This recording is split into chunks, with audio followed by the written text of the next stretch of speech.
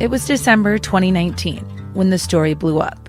In Green Bay, Wisconsin, former Packers star Kabeer Gbaja-Biamila caught up in a bizarre situation. KGB explaining what he believes led to the arrest of his friends at a children's Christmas play on Tuesday night. A family man, former NFL player, devout Christian, now cut off from his family and connected to a strange arrest. I am going to share my journey of how I went from Christianity to now a Hebrew Israelite. I got swept up in Kabeer's journey, but this was only the beginning. In a story about faith and football, the search for meaning away from the gridiron, and the consequences for everyone involved. When you fall in love with the faith, you're on fire for the faith. Jezebel.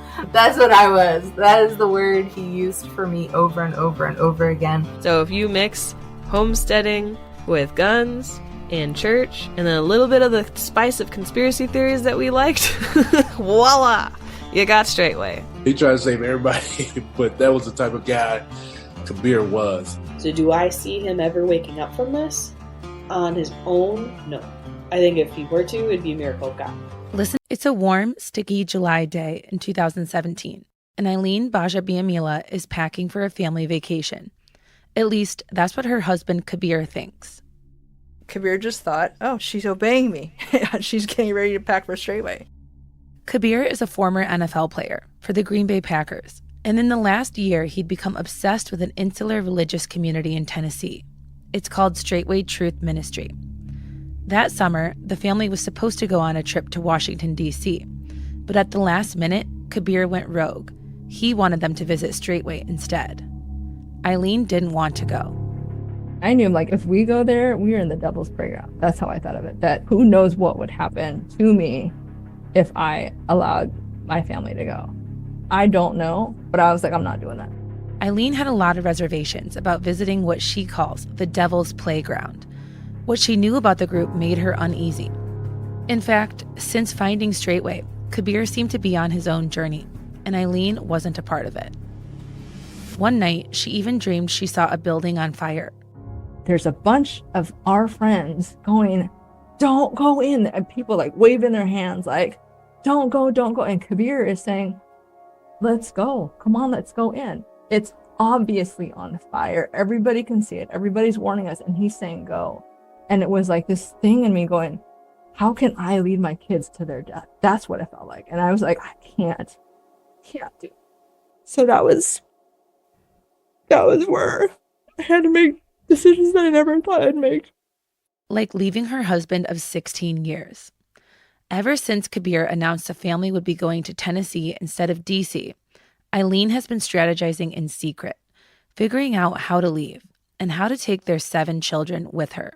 So every time I did laundry, I'd fold it and I'd set up baskets for each kid. I would just kind of set more clothes aside. Was just eventually stacking up to was like 5-6 baskets full of clothes. One morning, after Kabeer leaves for the day, Eileen packs the clothes into the minivan. She wakes up the kids. At this point, they still think they're going to Straightway, but their mom's behavior seems a little off. They're like, okay, we know something's going on. This is like serious. This is a big deal. Eileen knows this is her moment. If she wants to protect her children from her husband's new and unfamiliar religious beliefs and the community that they're rooted in, she needs to leave now. I just remember praying, God, just give a smooth passage. I'm Kalyn. I'm an investigative journalist and sports reporter, and I've been writing about the NFL for 8 years. I'm also from Wisconsin, and I grew up with a ton of cheeseheads. Back in January 2020, my Sports Illustrated editor sent me a local newspaper article. It was about Eileen's husband, former Green Bay Packer defensive end Kabeer Gbaja-Biamila, who went by KGB. He'd had a strange run-in with the Green Bay police. Good evening. Thanks for joining us. Former Packer Kabeer Gbaja-Biamila explaining what led to the arrest of his friends on Tuesday night. These 2 men were from the same group Eileen was so worried about, the Straightway Truth Ministry. And they had apparently brought loaded guns to Eileen and Kabeer's kids' Christmas show. KGB posted on YouTube saying he believes his friends were arrested because of their association with him. There was a lot to process: the guns, the arrest, the estrangement from his wife, and especially Kabeer's conversion to this new religion. A once devout Christian, Kabeer now believed Christmas had pagan roots, and he didn't want his children to have anything to do with it. So he'd sent his straightway, quote-unquote, brothers to film and intimidate. When the news broke, the community was shocked. What was going on with Kabeer? How had he gone from Packer to pariah? I am going to share my journey of how I went from Christianity to now a Hebrew Israelite with a straightway ministry. As soon as I learned of the Christmas incident, I was all in on reporting Kabeer's story.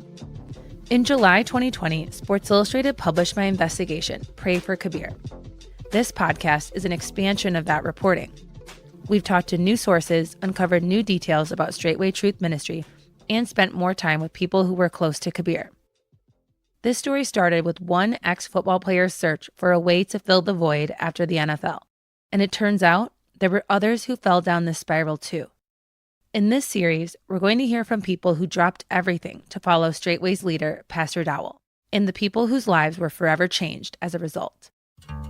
If you mix homesteading with guns and church and then a little bit of the spice of conspiracy theories that we liked, voila, you got Straightway. We have a couple of prominent retired NFL football players in the ministry. When people don't know about something, really fully understand something, exactly. They're kind of like on edge about it, right? Especially in a small town like this. Now the narrative of, man, TJ's gone crazy, he's lost his mind, he's joined a cult. This is Spiraled, Episode 1, The Split. He looked like a physique model, man. I was so embarrassed to see that dude, man. He had everything I wanted. I wish I had in a body type. This is Mike Montgomery. He was the Packers' 6th-round draft pick in 2005. He played college football at Texas A&M. By the time Mike got to Green Bay, Kabeer had already been playing with the team for 5 years. And Mike was in awe. He had abs, he had arms and everything. And I was like, man, I need to change my diet. That's what a prototype NFL defensive end lineman looked like. And I look like I just got done eating a hot dog sandwich contest. And all of those things Mike noticed about Kabeer eventually led him to his biggest claim to fame, breaking the Packers' franchise sack record previously held by the late, great Reggie White. Kabeer's parents were born in Nigeria. His mother was Christian and his father Muslim, though he says he wasn't very religious. His family went to a Christian church and they also observed Ramadan. He said it wasn't until college that he started to take his Muslim faith seriously. And there, when he was a student at San Diego State, he met a tall woman with long dark hair and a bright smile. Her name was Eileen Bermundo. Kabeer at the time was nerdy. He had thick, like bottle cap glasses. He looked like Urkel. He had his shorts above his belly button, so they were really hiked up, and he's got long legs already. And he had a lisp. I mean, people would joke around like he talked like Mike Tyson or Michael Jackson. In those days, Eileen was working as the assistant strength and conditioning coach for San Diego State. She played volleyball during her own college career, and even today, she still looks every bit like a trainer who might tell you to do burpees at any moment. He was just an oddball. I remember him coming in to my office, and he was trying to give me a hug, and I'm thinking, okay, I'm trying to be professional. And I said, dude, get away from me, you stink. Not exactly the meet cute she might have imagined. There was something about him that she just couldn't shake. He was kind. I ran out of creamer. And so what he did was he bought me creamer and he put it like on the doorknob. And so I saw it the next morning. And so I just thought, well, that was sweet. Sweet, but not sweet enough to change the fact that he was a goofy nerd with a bad fashion sense. He always wore sweats. They were like way above his ankles. And then he would wear these ugly clogs. They were like leather clogs. And then one day she saw him a little bit differently. A decent, like, big pair of sweats that looked normal. And I remember both my friend were like, whoa, like, oh my gosh, that's Kabeer, you know? And so that, in terms of like physical attraction, that was the first time ever. I really wanted to ask Kabeer about this and a million other things too. I did the longest interview of my life with him for the written story. It was about 6 hours long over Zoom, but unfortunately, he wouldn't agree to an on-the-record interview for this podcast. So in the meantime, we'll hear from a lot of people who know Kabeer and know his legacy. He's a fifth-round draft pick who's undersized for his position, yet rookie defensive end Kabeer Gbaja-Biamila, that's a mouthful. In April 2000, the Green Bay Packers drafted Kabeer. He was just a young, naive guy that asked a ton of questions. This is former Packers head coach Mike Sherman. He gave great effort and kind of drove his teammates a little bit crazy because he's a little bit different than everybody else in that way. But a good person, someone you like to talk to because he always had a smile on his face. Once Kabeer got to Green Bay, he and Eileen would spend hours on the phone together while she was still in California. This is back in the days when long-distance calls still cost extra. There was definitely something there. But as a devout Christian, Eileen wasn't ready to take the next step with someone who wasn't on the same page. And then one day, she got one of those fancy long-distance calls. I remember when he called me and he says, all right, I don't want to tell you this. He goes, but I became a Christian, or I gave my life to Jesus. And he goes, and this is the funny thing. He's like, but I'm not going to be outspoken like you. I'm not going to share my faith like you. Kabeer didn't convert for Eileen, but in the course of their conversations, they talked about a lot of things, including Eileen's faith. And when Kabeer got to Green Bay, he was mentored by someone who he really looked up to, who was a devout Christian. And these conversations inspired him and changed him. And when Eileen heard his news, it changed her too. And that's where, at the time, for me, it was like God opened my eyes to like, okay, this is the man for you. From there, everything happened pretty fast. The first time I came to Green Bay was the day we got married. So I'm flying in at 11. I think he had a break from practice. We go get married at a small side chapel at Green Bay Community Church. We actually had loaner rings because the rings that he was like trying to make weren't ready. So we didn't even get married with rings. After a whirlwind wedding, Eileen had to move her entire life from sunny SoCal to the frozen tundra. Everybody is wearing green. I was like, whoa, this is weird. They are like 10 years behind, like the hair, the accents. Eileen wasn't quite prepared for the unique brand of Midwestern culture that Green Bay is famous for. She had always lived in bigger cities, and now she was in a place where the latest fashions came from the pro shop. I was like, I am about to enter a whole different world of just weird. Football had been a big part of Eileen's world, but in Wisconsin, football isn't just a hobby or an interest. It's an entire way of life. All over the city, you can find garage door murals and painted fences featuring a great player or a memorable tackle. The streets are named for legendary Packers. There's Mike McCarthy Way, Bart Starr Drive, Lombardi Avenue, and it's impossible to go anywhere in this city without seeing someone sporting the green and gold. It's everything to everybody. Here's former head coach Mike Sherman again. I felt a lot of responsibility to the fans of the Green Bay Packers. We go out and win every single game, particularly at home. But all across the state, you had people in the stadium, in the parking lot, in their driveways, in their garages, watching it on TV, just waiting for the Packers to win a football game. I've been to most NFL cities, and I'm telling you, there's nothing that compares to Green Bay. There is a historical marker over there. I don't know if you've seen any of these in Green Bay yet. There's a thing called the Packer Heritage Trail. Okay. This is Jeff Ash. He worked as a writer and editor for the Green Bay Press-Gazette for 25 years, and he's a self-professed historian of Green Bay. There's a series of historical markers in various places. I think that one's just City Stadium. City Stadium, as in the home of the Packers from 1925 to 1956. The markers actually covered 25 sites around the city dedicated to all things Packers. Our producer, Buffy Gorilla, spots the historical marker outside the church where Hall of Fame coach Vince Lombardi went to daily mass. This is where the Lombardis went to church. He was a devout Catholic, and he would arrive 8 minutes before 8 a.m. on weekdays, park in the back lot, and enter the church through a side door. Wow. Now that he was saved, Kabeer got spiritually involved with the football community. He was going to the Packers' weekly Bible study, and after Eileen moved to Green Bay, she went along too. Eileen says it didn't take long for Kabeer to go from a quiet Christian to a very outspoken one.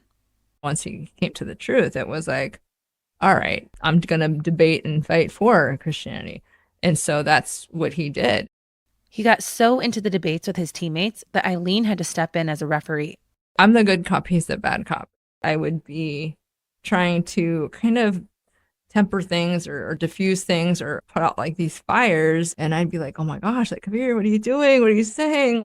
Even with his fellow Christian teammates. So there was a lot of the Christians that were going, what is he doing? He was vocal, very vocal. Fellow former Packer again, Mike Montgomery. Yeah, he tried to save everybody, but that was the type of guy Kabeer was. He was a guy who wanted the best for everybody. So he would talk to everybody and see where they're at spiritually to get them on the right track. But there was no letting up. Anyone and everyone was a prospective convert.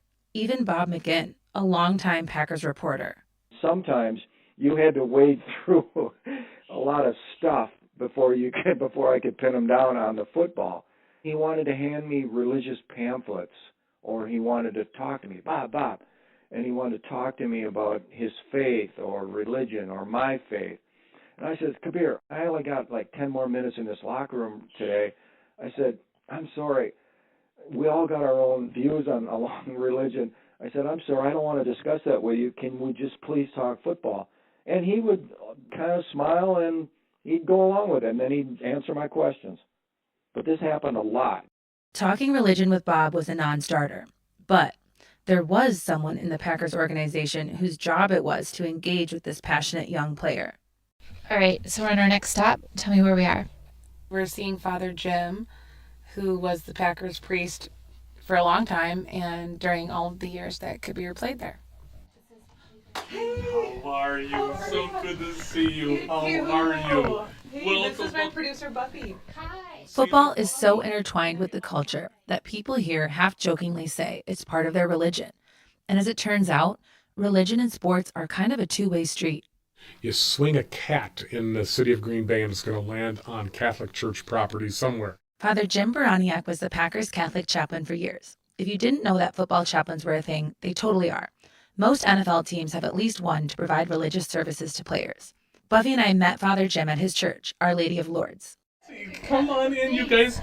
Kalyn, look to the left there. Right here? In here, the office. When he welcomes us, he's wearing his white robe, and he gives us both a warm handshake.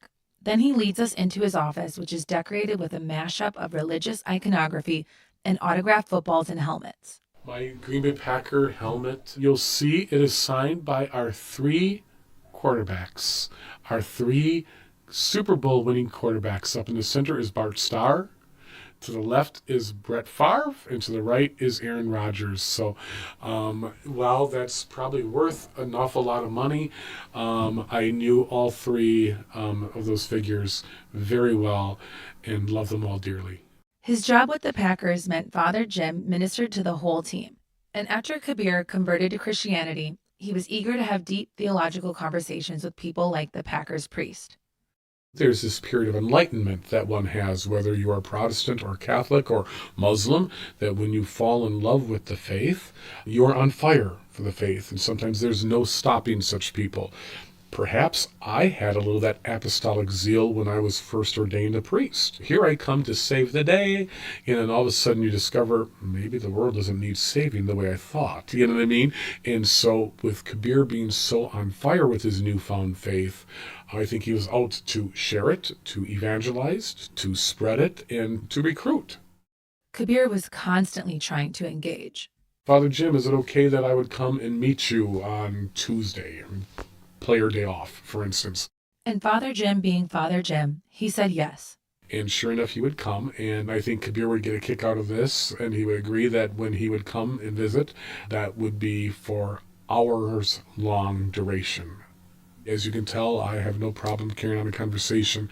Kabeer could go much longer and much further than I could in a conversation, so he was there for the long haul on several occasions.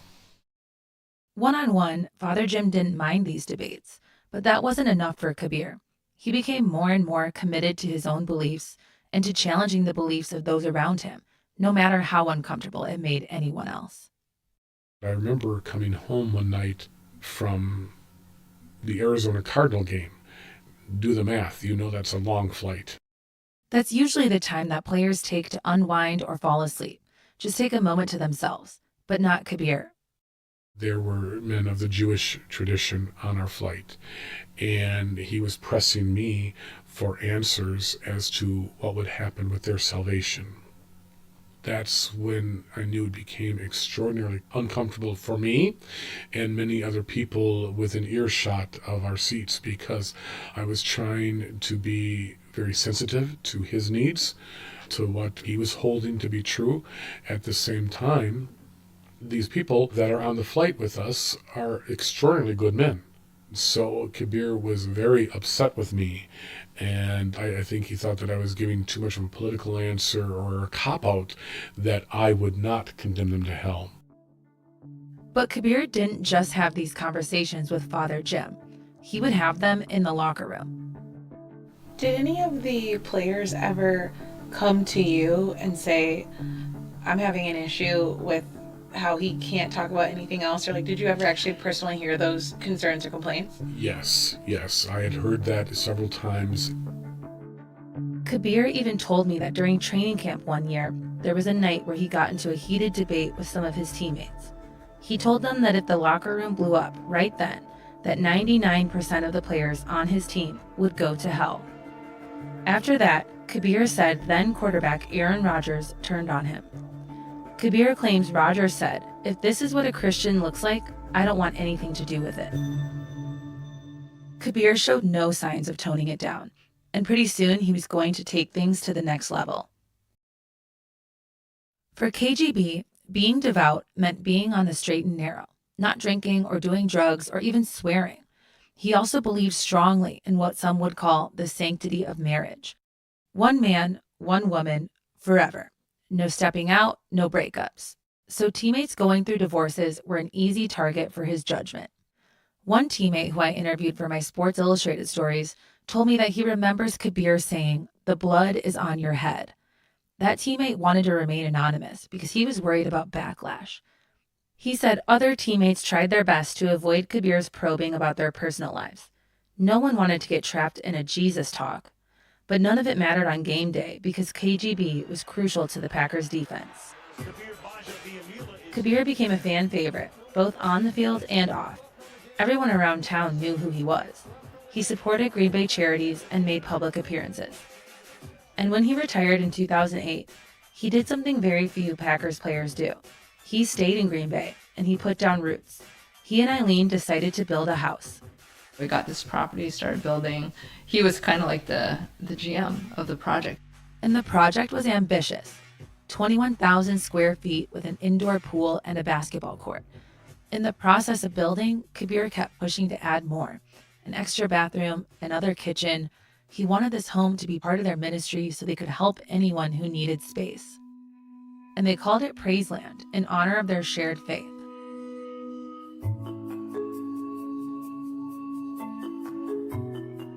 Their family was growing, and Kabeer had started a second career. He was already working as a financial advisor. And things were looking good. I thought for the most part, we had transitioned very well. And that's a pretty big deal because it's not a given. After the sound of cheering fans fade away, players lose structure, camaraderie, and a game that is all-consuming. Their source of income is cut off. Their bodies are worn down. And some are dealing with the aftermath of head injuries. Life after football is tough, especially because when you're retired by age 30, you still have a lot of life to live.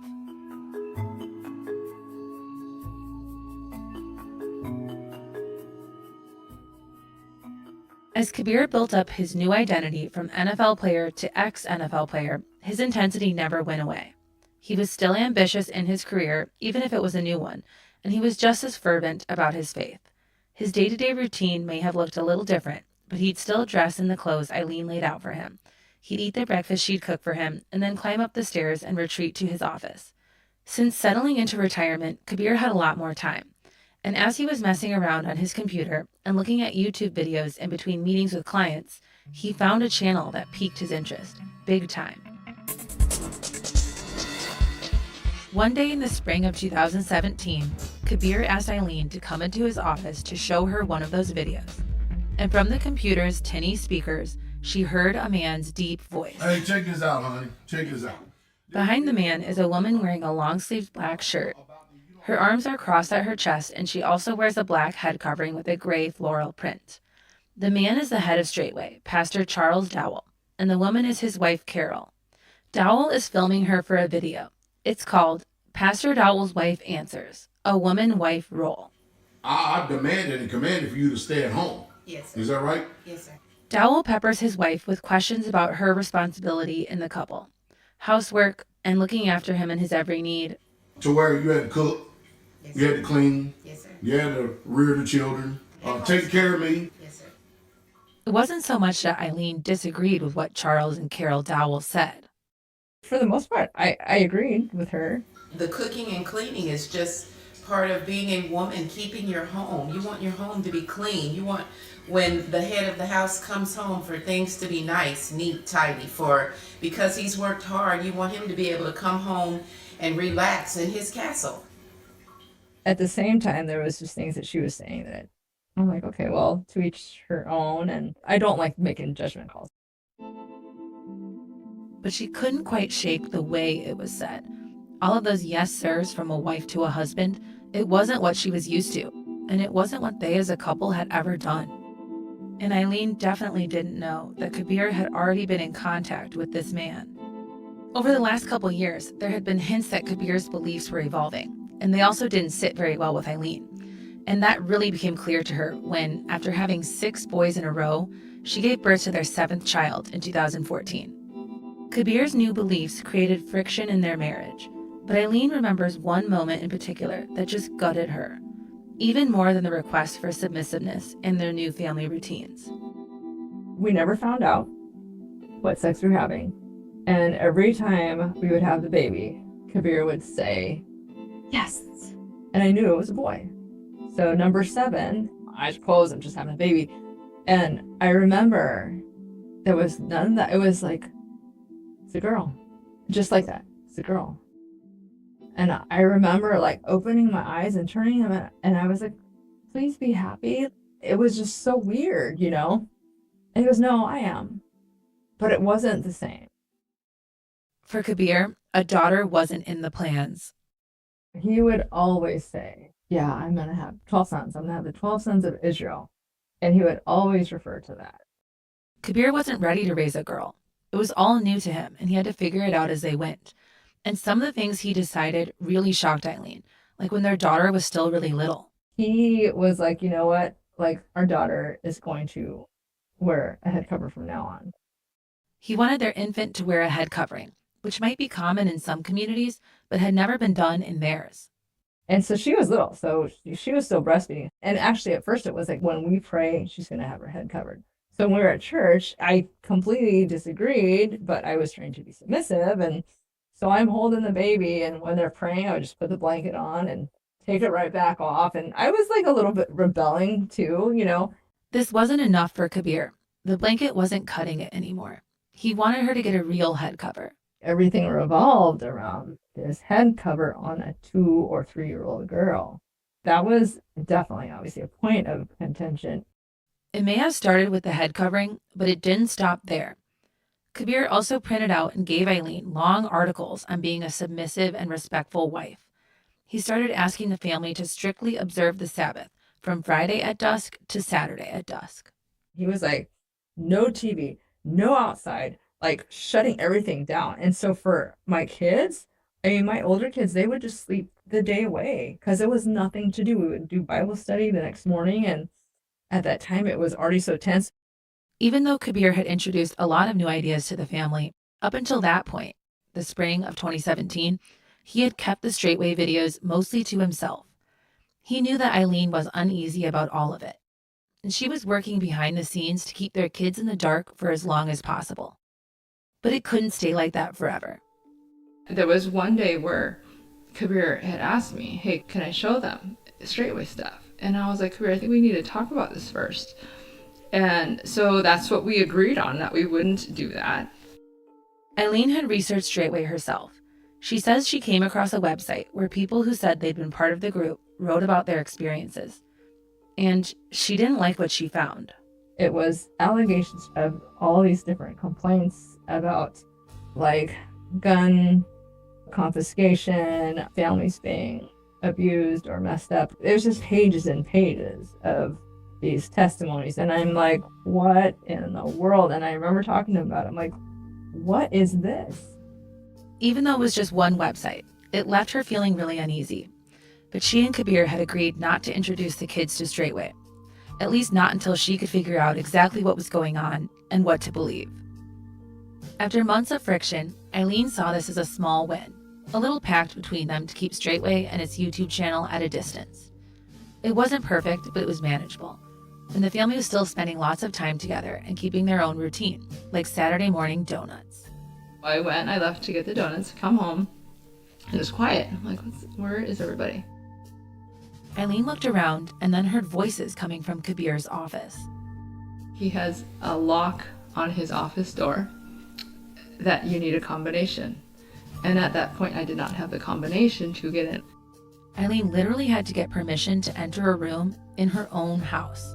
I couldn't just walk in. It was like, knock, knock. I had to wait to be let in. When Kabeer let her in, she saw her children sitting on the floor of his office watching TV. And on the screen was Pastor Dowell. Her family was watching a live stream of a Straightway service from Lafayette, Tennessee. Eileen's stomach sank. And as I'm sitting and listening, because I wasn't trying to cause a ruckus in front of my kids, I'm listening to this sermon or this live speaking, and I'm going, he is totally talking about you right now. Right in the middle of this sermon being watched by people all over the country, Eileen immediately recognized that Pastor Dowell was not so slyly referencing Kabeer and their family, and so did one of her kids. And I hear one of them say, so Dad, so when he was talking about the millionaire with 7 kids, is he talking about us? Eileen found this all really disturbing. Kabeer had broken the pact. Straightway's pastor was alluding to her family in sermons, and she was afraid her husband was getting used for his money and his status by this pastor who was miles away and commanding so much of his time. It felt like her life as she knew it was slipping away, and Kabeer was growing into someone she didn't recognize anymore. And it wasn't just her. Their friends were worried too. They missed that goofy, nerdy, fun guy that they'd hang out with. They couldn't relate to the version of Kabeer who seemed tougher on his kids and more isolated than ever before. But nothing seemed to make a difference. All of that religious fervor that Father Jim described earlier, it was now focused on Straightway, and there was no changing Kabeer's mind. He was on a new path, and he was ready to bring his wife and kids along with him. But Eileen wasn't so sure she wanted to go.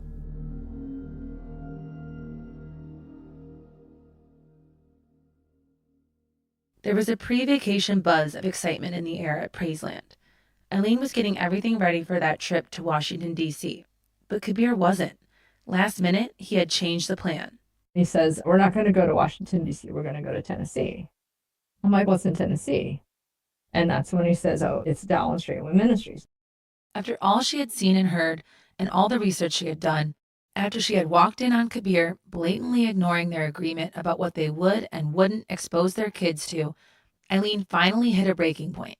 She told him, she pleaded with him not to take the family to Tennessee. He could see how upset she was, so reluctantly, he agreed. But not for long. And then the next day, it's like, Eileen, I'm taking the 2 oldest. And then the next day is, Eileen, I'm taking all the kids, with or without you. And there was no way I was going to leave my kids with him. Like, if they were going to go, I was going to go. And this is when she started squirreling away their clothes, stacking them up in big laundry baskets that Kabeer thought were destined for Tennessee. But Eileen had other plans. I knew that he was going to be in Appleton, which is 30 minutes away, and he had a meeting there. Eileen had this small window of time. Kabeer was at a meeting, and it was a Wednesday. Every Wednesday, Eileen would take the kids out for ice cream with a group of moms and their kids. So it was this perfect opportunity. She could leave for the ice cream date like everything was normal, but it wasn't a normal day. It was around 11 o'clock where I'm like, okay, guys, load up, let's go. I told my 2 oldest, so one was 15 and the other one was 13. I said, hey, guys, you need to leave your watches here because they had GPS on it. I also had to leave my phone. I had to get one of those, like, whatever, I think it's called a track phone. Only Eileen's closest confidants knew her destination. When Kabeer got home, all he would find was a letter from his wife saying she hadn't kidnapped the kids, but that she wouldn't put them in a dangerous situation by bringing them to Straightway. She piled her kids in the car with all their clothes and laundry baskets and started to drive. I just remember bursting into tears, and I had not done that in so long. You're in that mode of just protecting your kid and get everything situated. Even as she was driving away, Eileen kept thinking, he's going to come back to his senses. And obviously, that never happened. Eileen had come to the difficult realization that her life would probably never be the same again. It was Kabeer who had changed, but it was Eileen who had to deal with the fallout. And it turns out, this was just the beginning. Pastor Dowell and Straightway Truth Ministry had influence on other NFL players too, and so many others. And right at the end of the sermon, they're like, hey, it's Sister Lisa, go ahead and move on down there. And we're like, oh, okay, that's pretty cool. There isn't a whole lot to say about them other than they're called a cult, and that scares the shit out of people. I'm sorry, it does. It does. Use the right lane to take the US 24 West Rim to US 24 Business Logansport. How did she say it? Logansport? Yeah, that wasn't right. Incorrect pronunciation from Google Maps. What she meant to say is Logansport, as in Logansport, Indiana. It's a small town, about an hour-and-a-half drive north of Indianapolis, but it's kind of in the middle of nowhere. There's a lot of flashing yellow lights because there's no need to control traffic, because there isn't any. I'm on the road with our producer, Buffy. There's not much for us to look at. It's your typical rural Midwestern drive. Beige fields, some lonely livestock, a grain silo in the distance. Feels like it wants to be a race car. Your destination will be on the right. Oh, okay. So where are we headed? A few weeks after I originally started reporting on Kabeer Gbaja-Biamila, a reluctant source gave me a hint. They said he wasn't the only ex-NFL player involved in Straightway. That source pointed me to a YouTube video where they said I just might see a familiar face. And sure enough, I immediately recognized Robert Mathis. Robert Mathis starts the season with a sack. Back to throw is Rodgers. The legendary Robert Mathis. He started as a defensive end and moved to his spot as a fearsome outside linebacker, playing for the Indianapolis Colts for 14 years. He was so important that the team inducted him into its Ring of Honor with only 11 other players. And many expect that at some point, he'll be a part of the Pro Football Hall of Fame. He's far and away the most famous athlete to join Straightway. So where are we headed? We're headed to Robert Mathis and Daniel Muir's home, large piece of land in Logansport. Daniel Muir was a defensive tackle and had stints with a handful of NFL teams, including the Packers, Jets, and Colts, where he played with Robert.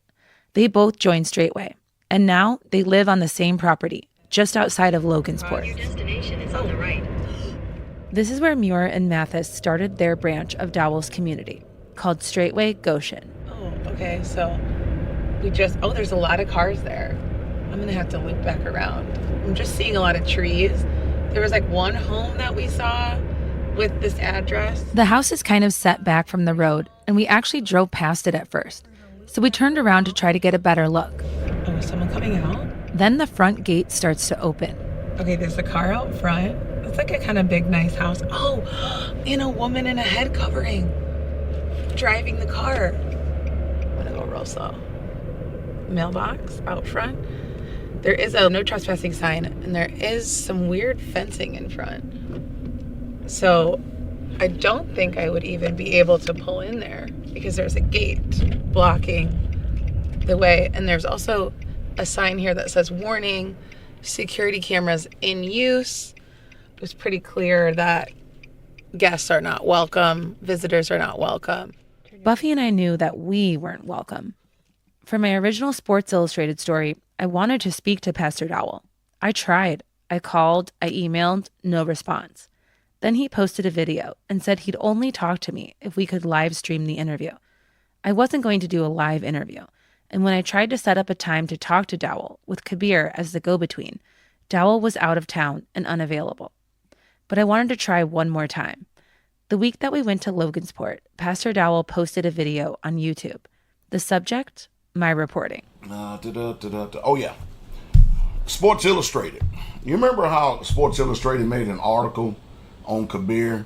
Well, they've been on a rampage again. By on the rampage, I assume he means I've been leaving messages. They have been calling around all over the place, trying to get in touch with Brother Dan and Brother Rob and Brother Clemens. And they even been calling around here, asking us and calling people in the ministry, trying to get an interview. Mathis and Muir spoke with me 3 years ago when I was working on my original article. But after my latest attempt to reach them, they're ghosting us. If Mathis and Muir won't talk, we figure there's got to be a neighbor who will. So we head just across the road to a mobile home park. A few people are hanging outside on a rare sunny day in March. Oh, look at this man, sunny himself. Yeah. I saw it. Hey, can I ask you a quick question? You're enjoying the sun, aren't you? I fell asleep working on my fishing. Oh my God. I love that. That's awesome. This is Denny. He's sitting in a lawn chair in his driveway in cargo shorts and a hoodie with the sleeves cut short.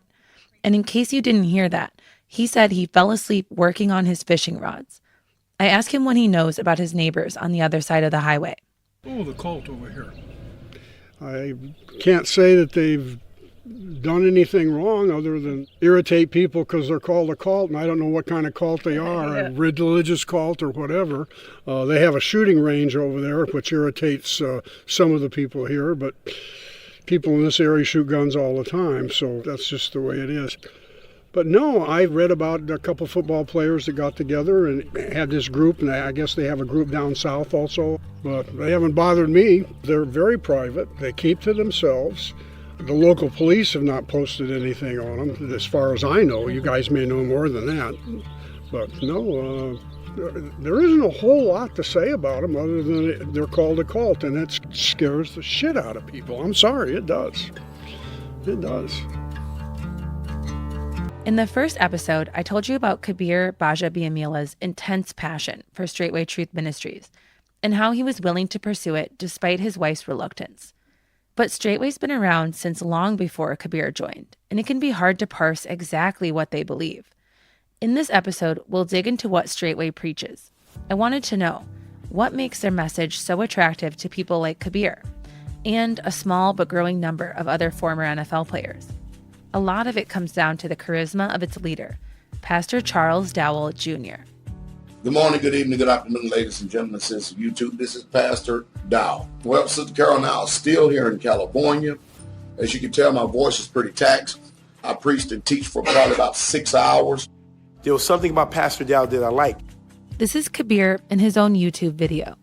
I like the fact that he just seemed like an honest man. He told the truth. He didn't really care about if he offended you or not. Not that he was trying to offend you, but he told you the truth. I don't need yes people around me. I need people to tell me basically when my shit stinks. But anyway, so Pastor Dowell basically showed me that he's that kind of guy. So it just made me interested to see more of what he had to say. Pastor Dowell started posting to YouTube more than a decade ago. Since then, he's uploaded over 6,000 videos. They range in topics from how to homestead and store your own food to discussions about the Old Testament and the government, weapons, how to lose stomach fat. All right, good morning, good evening, good afternoon, ladies and gentlemen, citizens of YouTube. It's Pastor Dowell. I have a few things on my heart right here that I want to go ahead and try to bring some clarity to. In the videos, Dowell usually appears in a tight t-shirt and a baseball cap, sometimes in his car, sometimes at home. In the early years, they're low quality and low production value. And then as the years go on and Dowell's following grows, the videos start to change. There's new, sleek, Straightway branding in the background. A gun appears on the wall behind him, and then the guns multiply. Now, I'm probably a little bit different than everybody else. Some people have just one single gun that they carry on locations. To me, it depends on where I'm going. Before founding Straightway, Dowell spent almost a decade on active duty in the Army. Like Kabeer and other former NFL players, Pastor Dowell did well in situations with lots of structure. Most of you pretty much know somewhat of my background in the military. I spent like 5.5 years in 82nd Airborne Division. Look at coaches. He resembles a lot of that same kind of energy about them. This is Josh Navarro Harbin, a former member of... That's rude to your elders. I grew up in a bit of a bubble. I always grew up homeschooled, so younger Josh, me, was pretty heavily sheltered. My mom and I grew up super tight, super. What she meant to say is Logansport, as in Logansport, Indiana. It's a small town, about an hour-and-a-half drive north of Indianapolis, but it's kind of in the middle of nowhere. There's a lot of flashing yellow lights because there's no need to control traffic, because there isn't any. I'm on the road with our producer, Buffy. There's not much for us to look at. It's your typical rural Midwestern drive. Beige fields, some lonely livestock, a grain silo in the distance. Feels like it wants to be a race car. Your destination will be on the right. Oh, okay. So where are we headed? A few weeks after I originally started reporting on Kabeer Gbaja-Biamila, a reluctant source gave me a hint. They said he wasn't the only ex-NFL player involved in Straightway. That source pointed me to a YouTube video where they said I just might see a familiar face. And sure enough, I immediately recognized Robert Mathis. Robert Mathis starts the season with a sack. Back to throw as Rodgers. He's hit. The legendary Robert Mathis. He started as a defensive end and moved to his spot as a fearsome outside linebacker, playing for the Indianapolis Colts for 14 years. He was so important that the team inducted him into its Ring of Honor with only 11 other players. And many expect that at some point, he'll be a part of the Pro Football Hall of Fame. He's far and away the most famous athlete to join Straightway. So where are we headed? We're headed to Robert Mathis and Daniel Muir's home, large piece of land in Logansport. Daniel Muir was a defensive tackle and had stints with a handful of NFL teams, including the Packers, Jets, and Colts, where he played with Robert. They both joined Straightway, and now they live on the same property, just outside of Logansport. Your destination is on the right. This is where Muir and Mathis started their branch of Dowell's community, called Straightway Goshen. Oh, okay, so there's a lot of cars there. I'm gonna have to loop back around. I'm just seeing a lot of trees. There was like one home that we saw with this address. The house is kind of set back from the road, and we actually drove past it at first. So we turned around to try to get a better look. Oh, is someone coming out? Then the front gate starts to open. Okay, there's a car out front. It's like a kind of big, nice house. Oh, and a woman in a head covering driving the car. I'm gonna go real slow. Mailbox out front. There is a no trespassing sign, and there is some weird fencing in front. So I don't think I would even be able to pull in there because there's a gate blocking the way. And there's also a sign here that says, warning, security cameras in use. It was pretty clear that guests are not welcome, visitors are not welcome. Buffy and I knew that we weren't welcome. For my original Sports Illustrated story, I wanted to speak to Pastor Dowell. I tried. I called, I emailed, no response. Then he posted a video and said he'd only talk to me if we could live stream the interview. I wasn't going to do a live interview, and when I tried to set up a time to talk to Dowell, with Kabeer as the go-between, Dowell was out of town and unavailable. But I wanted to try one more time. The week that we went to Logansport, Pastor Dowell posted a video on YouTube. The subject, my reporting. Oh, yeah. Sports Illustrated. You remember how Sports Illustrated made an article on Kabeer?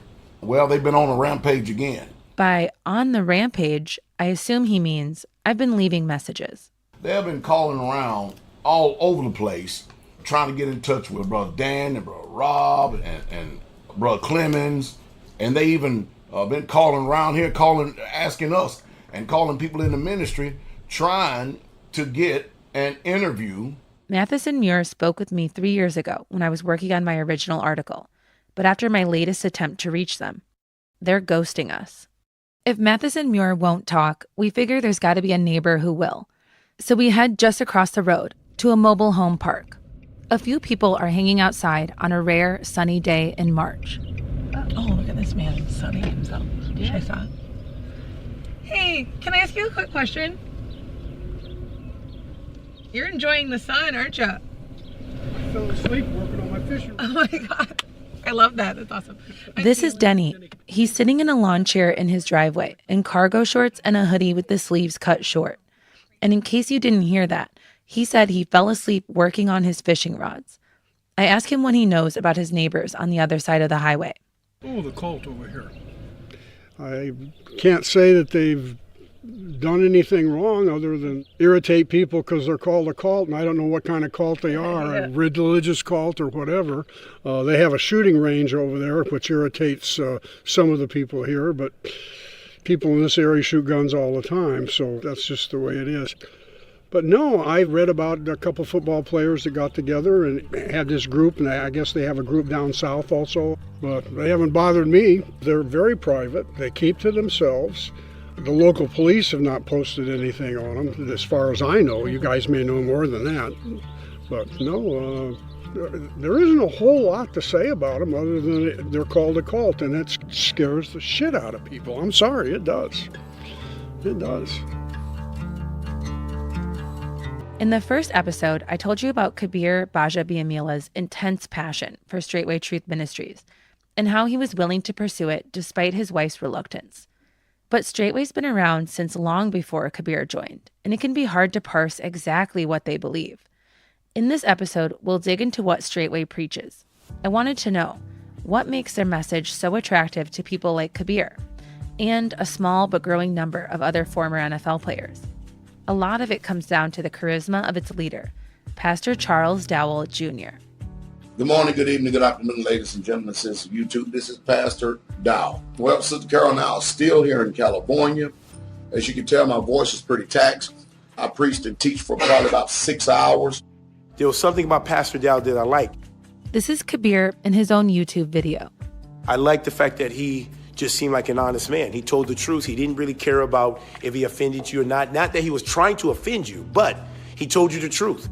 I don't need yes people around me. I need people to tell me basically when my shit stinks. But anyway, so Pastor Dowell basically showed me that he's that kind of guy. So it just made me interested to see more of what he had to say. Pastor Dowell started posting to YouTube more than a decade ago. Since then, he's uploaded over 6,000 videos. They range in topics from how to homestead and store your own food to discussions about the Old Testament and the government, weapons, how to lose stomach fat. All right, good morning, good evening, good afternoon, ladies and gentlemen, citizens of YouTube. It's Pastor Dowell. I have a few things on my heart right here that I want to go ahead and try to bring some clarity to. In the videos, Dowell usually appears in a tight t-shirt and a baseball cap, sometimes in his car, sometimes at home. In the early years, they're low quality and low production value. And then as the years go on and Dowell's following grows, the videos start to change. There's new, sleek, straightway branding in the background. A gun appears on the wall behind him, and then the guns multiply. Now, I'm probably a little bit different than everybody else. Some people have just one single gun that they carry on locations. To me, it depends on where I'm going. Before founding Straightway, Dowell spent almost a decade on active duty in the Army. Like Kabeer and other former NFL players, Pastor Dowell did well in situations with lots of structure. Most of you, pretty much know somewhat of my background in the military. I spent like 5.5 years in 82nd Airborne Division. Look at coaches. He resembles a lot of that same kind of energy about them. This is Josh Navarro Harbin, a former member of Straightway. He's over here with this absurdly tight Under Armour with his pecs popping out. Dowell is known for his trademarks medium t-shirts, and he's big, like physically big. Maybe not compared to the ex-NFL players that he ministers to, but he seems almost larger than life because he really leans into it. A lot of times he stands in a power stance, his legs spread out a little bit, hands on his hips. He's not afraid to take up space. He's definitely prided himself in his vanity. I thought he was pretty cool, and like the whole, strong American male, like a real man again, I didn't really have too much of an issue with him. When Josh was 12 years old, Dowell came to California to preach, and Josh and his mom went to see him. We had a magnificent, wonderful meeting here in California. I remember he came down to Fresno for like a little kind of meet and greet kind of deal where he did a little Sabbath sermon on Saturday. Josh and his mom, Lisa, drove nearly 2 hours from their house in Bakersfield to see Dowell in a little hotel conference room. I can picture the conference room. It was a decent size. Matter of fact, a little over 60-something people actually came. Many people had their faith renewed. I remember he came over to talk to my mom, and I was sitting down, and I shook his hand. My mom told me, hey, stand up next time because, like, you know, it's rude to your elders. I grew up in a bit of a bubble. I always grew up homeschooled, so younger Josh, me, was pretty heavily sheltered. My mom and I grew up super tight, super tight. She was an incredibly good mother. Lisa worked hard to make sure that she and Josh had a good middle-class life. Josh had his own room, he had a yard to play in, a pool nearby, and even a lake where he could fish. Josh says he was baptized Catholic and then went to a non-denominational Christian church growing up. But he remembers that his mom was still searching for something, a better spiritual fit. And when she heard about Dowell, she was curious. I told him, I'm not like these polished preachers out there. Hallelujah. My fingernails are not manicured. Hallelujah. Lisa's sister had come across Pastor Dowell on YouTube, like many of Straightway's members, and she started talking about it with Lisa, sharing little pieces of information with her about the community. She slowly kind of started feeding my mom stuff. Like, hey, you know what? The Sabbath day is on Saturday, not Sunday. Oh, hey, you know, it's bad to eat pork. It's unclean in the Bible. You need to start paying attention to it like this. When I started reporting on Straightway and Dowell, I watched a lot of his YouTube videos, and the more that I consumed, the more I had trouble making sense of all the different beliefs going on. It was a fascinating mix of ideologies. If you go to Straightway's website, it says, "We are a nation of Hebrew Israelites, translated in the KJV Bible as Jews, who are commandment keepers, obedient to Yah, God, and our Savior, Jesus the Christ." I had heard of Hebrew Israelites before. That term has been in the news a lot in the last few years, usually in relation to celebrities like Kyrie Irving or Kanye West. Yet another controversy for Kanye West, also known as Ye. He's been locked out of his Twitter account now, the platform suspending him after an anti-Semitic tweet. Kanye and Kyrie don't identify as Hebrew Israelites, but they've made comments that seem to echo similar beliefs, comments that are anti-Semitic. NBA star Kyrie Irving of the Brooklyn Nets shared a link last week on social media to a 2018 film that's been described as anti-Semitic. The most common reason that any of those celebrities will be intrigued by what they consider as Hebrew Israelite teaching is usually the idea that Black people are like the chosen people because of their suffering, which is a part of the Israelite tradition, but it's far more than that. This is Andre Brooks Key. He's an associate professor of African and African American studies at Claflin University in Orangeburg, South Carolina. And he's a former member of several Israelite congregations. Basically, a Hebrew Israelite, and I'll start with the term itself, originates in the 20th century as an alternative saying one is Jewish. Doesn't really have an overly complex meaning outside of saying someone who believes they are a descendant of the biblical Israelites. So, Hebrew Israelite is an umbrella term that can cover a lot and can be applied to a lot of different groups. But at its core, it means someone who believes they are a descendant of the biblical Israelites. Hebrew Israelism uses the full Christian Bible while also incorporating some Hebrew vocabulary. The problem is, that label itself, Hebrew Israelite, or sometimes even Black Hebrew Israelite, Andre says it's a bit loaded. I tend to use Israelite more unless I'm purposely wanting to show that the term Hebrew Israelite isn't all of the stereotypes that people associate with it. Not all Hebrew Israelites are even Black. So, yeah, it's kind of a boogeyman word that was cooked up in the media to, invoke fear that there was a horde of angry Black Hebrew Israelites coming to pillage and plunder their quiet congregations. This is a really important point. The media has hyped up a stereotype of who Hebrew Israelites are, and that stereotype is not so great. You may have seen, either on YouTube or in real life, a group called Israel United in Christ. Jeremiah chapter 14 and verse 2, and the new... They often stand on street corners or outside of subway stops in big cities, dressed in regal purple tunics with gold fringe. The book of Jeremiah chapter 14 and verse 2, read, Judah mourneth, and the gates thereof languish. Sometimes their sidewalk preaching comes with a megaphone and some really offensive language. They engage in these public debates where they're loud, they're brash, they use abusive language, and I'm a big wrestling fan. So I compare it to kayfabe in wrestling, which is, this is how you act to get attention. Now, if this is how they act when they're at home, I'd be shocked and surprised. If this is how they act when they're at work, I'd be shocked and surprised. Their street performances can get really heated. And this group in particular is known for saying disparaging things about white people and using anti-Semitic and homophobic language. Andre says these kinds of public displays are by design. The more views, the better. Kind of like Dowell and his YouTube channel.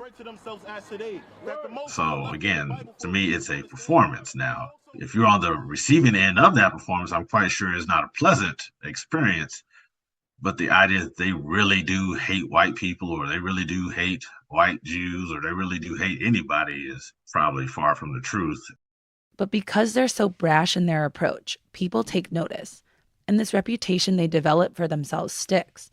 And since most people are unfamiliar with Israelite groups, these ideas get applied to all Israelite groups, when in fact they're all different.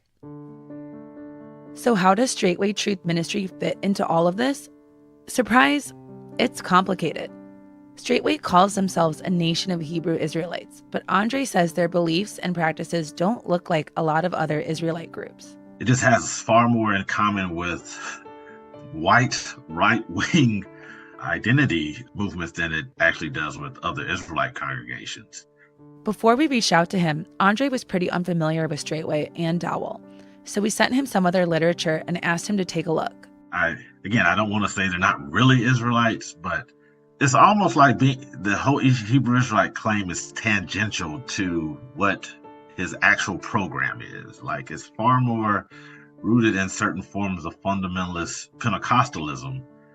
And the use of "I'm an Israelite" is a way to bolster his authority as being a prophet or someone chosen by God to spread the message. Andre told me that he sees Straightway's theological core as Pentecostal with, quote, an overlay of Hebrew Israelite rhetoric and Afrocentric dress. I always find it like a little red flag when people don't say how they became an Israelite, because unless they were born into the tradition, which he clearly wasn't, it's not something that just falls out the sky on you. It's important to note that Straightway is not representative of all Hebrew Israelite groups. One difference: Straightway welcomes members of any race. Kabeer says that before he found Straightway, he had an opportunity to get involved with a different Black Hebrew Israelite group. Kabeer ended up not joining because the friend who tried to recruit him said he'd need to divorce his wife Eileen because she's not Black. Straightway is more inclusive. Dowell is Black, and looking at the Straightway website, there are many melanated faces, but the ministry is open to all. As a matter of fact, we are a very diverse ministry. Black, white, Mexican, Puerto Rican, Chinese, Japanese, Koreans, Europeans, all over the place. Starting a new religious movement gives its founders a blank canvas, an opportunity to pull together elements from different belief systems to fit their needs. This is what Dowell did. He mixed together parts of different religions from his past to create Straightway. It's a pastiche. He added hints of Judaism. Straightway celebrates Passover, and they respect the Sabbath. He picked from parts of the Old Testament, like biblical views about women and polygyny, but he also chose elements from the New Testament. Straightway does believe Jesus is the Messiah, they conduct baptisms, and he calls his followers the saints. People don't like what we stand for, and what we stand for is keeping the commandments. Not Sunday, we keep the Sabbath. We believe in keeping the set-apart days, living sanctified and holy and set apart. And just trying to do our best to enter into the kingdom, and for most people, they get offended.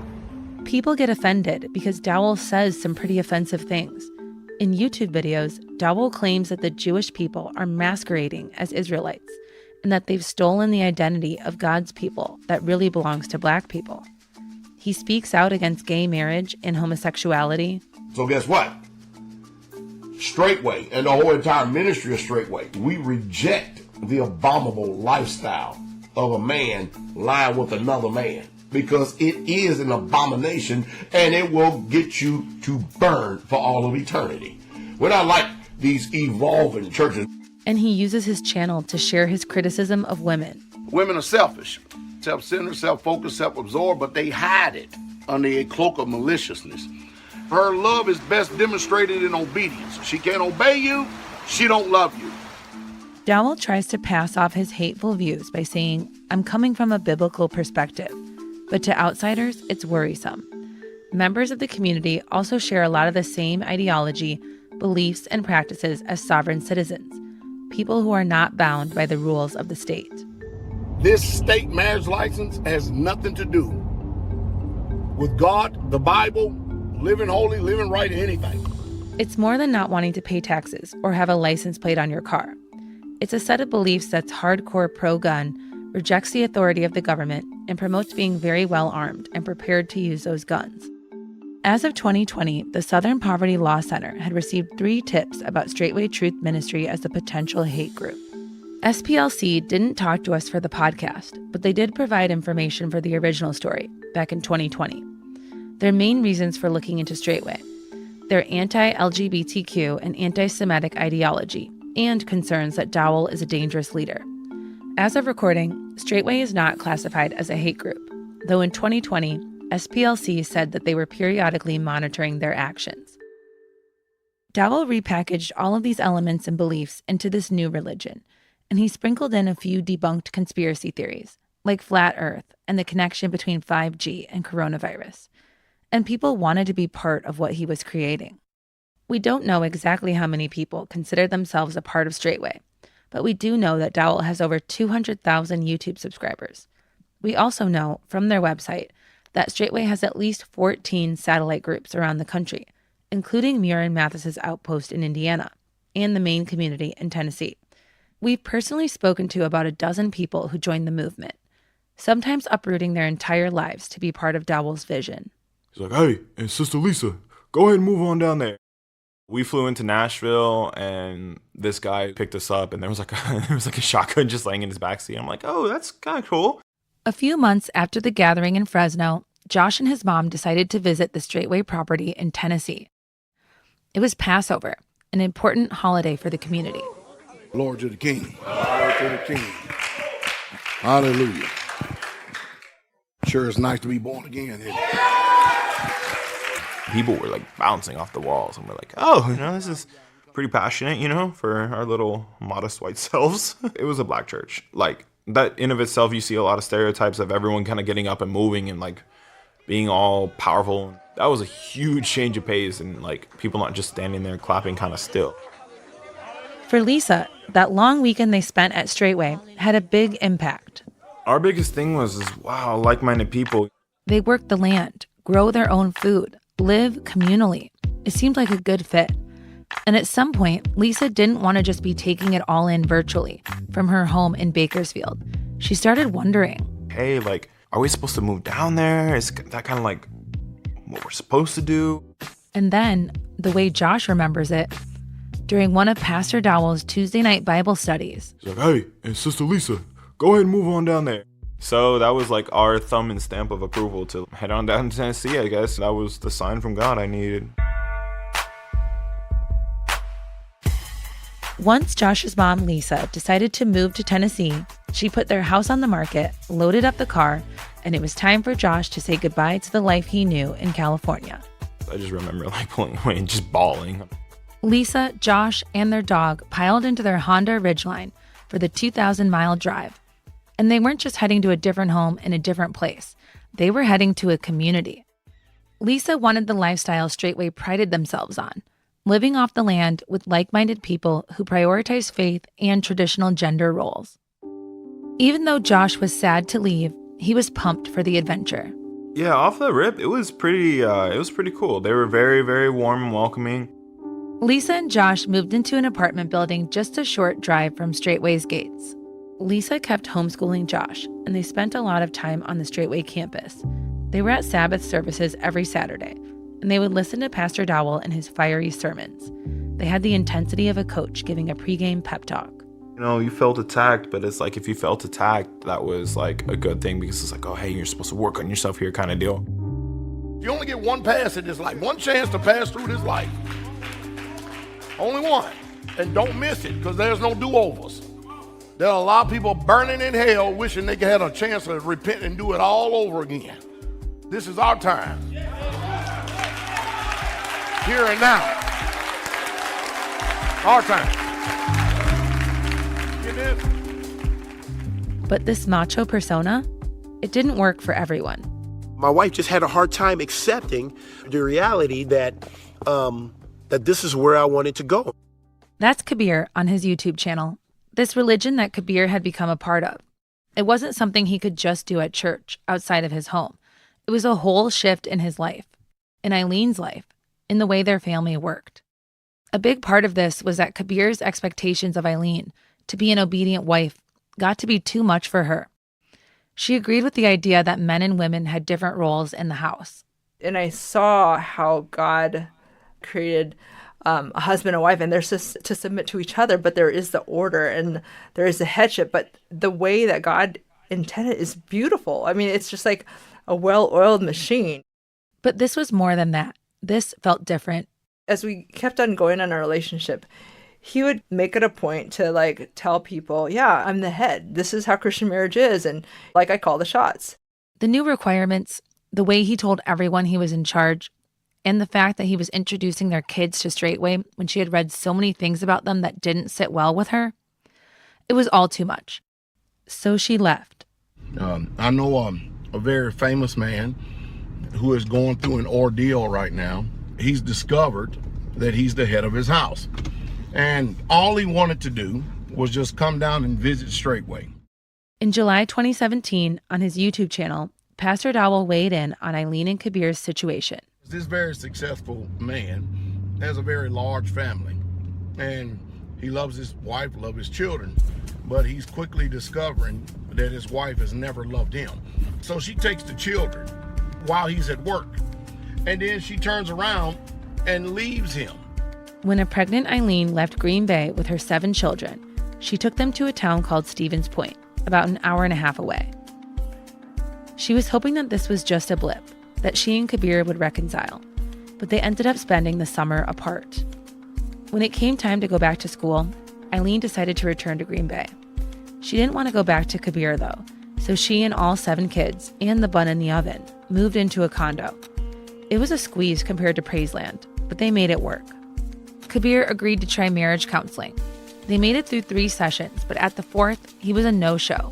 And he told Eileen that Dowell was the only person who could save their 16-year marriage. And then finally, in a YouTube video from April 2018.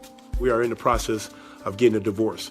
It seems like there's an irreconcilable difference, or it's just not reconcilable right now. My wife feels that I need to acquiesce and capitulate to her desires, and she feels that I need to do that. It turns out Eileen wasn't the only one who was worried about Dowell. And once I did a little digging, I found out that the story of Straightway isn't as clear-cut as Dowell has made it out to be. He didn't create Straightway on his own. He studied under someone else, someone who was also a fiery preacher, and who had his own issues with the law. And the word of the Lord would come to the citizens of the world. Your day of reckoning is now here. Yea, my word has gone. A man is walking through shallow water in a video filmed in 2017. He's tall and muscular. There's a bit of excitement in his step. The way the sun hits the surface, it looks for a moment like he could actually be walking on water. He's heading towards a stockier, barrel-chested man, standing in the creek. They shake hands and share a laugh. If you listen closely, you can hear, "I'm ready." I'm ready. Hey, got a brand new brother in the faith. An Israelite, not unfamiliar with Christ, but we're going to go ahead and baptize him in the name of Jesus, all right? We've done the right way. A third man stands on the shore, reading scripture. Go ye therefore and teach all nations, baptizing them in the name of the Father, and of the Son, and of the Holy Spirit. All 3 wade into the middle of the creek. You can just about make out, "All right, Brother Kabeer." All right, Brother Kabeer, now baptize you in the name of Christ.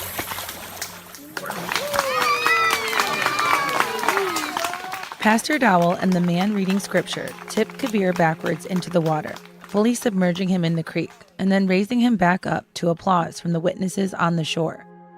It's all taking place at the edge of Straightway's Tennessee property. At the time Pastor Dowell baptized Kabeer, it had only been a few months since his wife Eileen left home with their 7 children. But Kabeer had pushed ahead with Straightway anyway. At that point, he'd been watching Pastor Dowell's videos for less than a year. YouTube plays a major role in the story of Straightway. It's how many people find the group, and it's how Straightway shares its message with the world. In some ways, that makes YouTube the modern equivalent of shortwave radio. Both help proselytizers attract believers far and wide. It was through the radio that Pastor Dowell heard the voice that would set him on a path to creating a religious community of his own. From Walterboro, South Carolina, in the United States of America, we bring to you the Overcomer radio broadcast. This is the voice of R.G. Stair, Ralph Stair. The kingdom of heaven is at hand. Jesus Christ is coming in your lifetime. Stair was the leader and founder of the Overcomer Ministry, a Pentecostal Christian group based in South Carolina.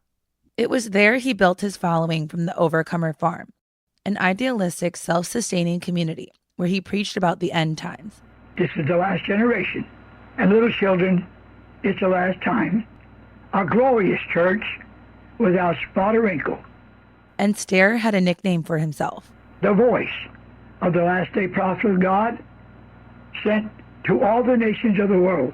This is R.G. Stair, last day prophet of God, which is how he began every hour of every broadcast. Horns blowing.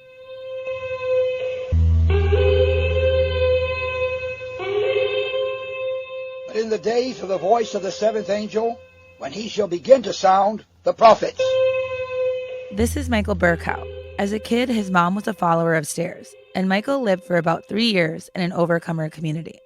Here he is, this larger-than-life guy. He was almost this omnipotent being in the eyes of people who followed him, and he's tall, sort of bald with this big white beard, and he just would walk into the room and he was in command and in control, and it was just very obvious. Everyone sort of was in awe of him there. One of the people who was influenced by Stair was a young Charles Dowell Jr. He joined the Overcomer and later started Straightway under its umbrella. Michael was young when he was part of the Overcomer, and it was not a positive experience for him, as you'll hear.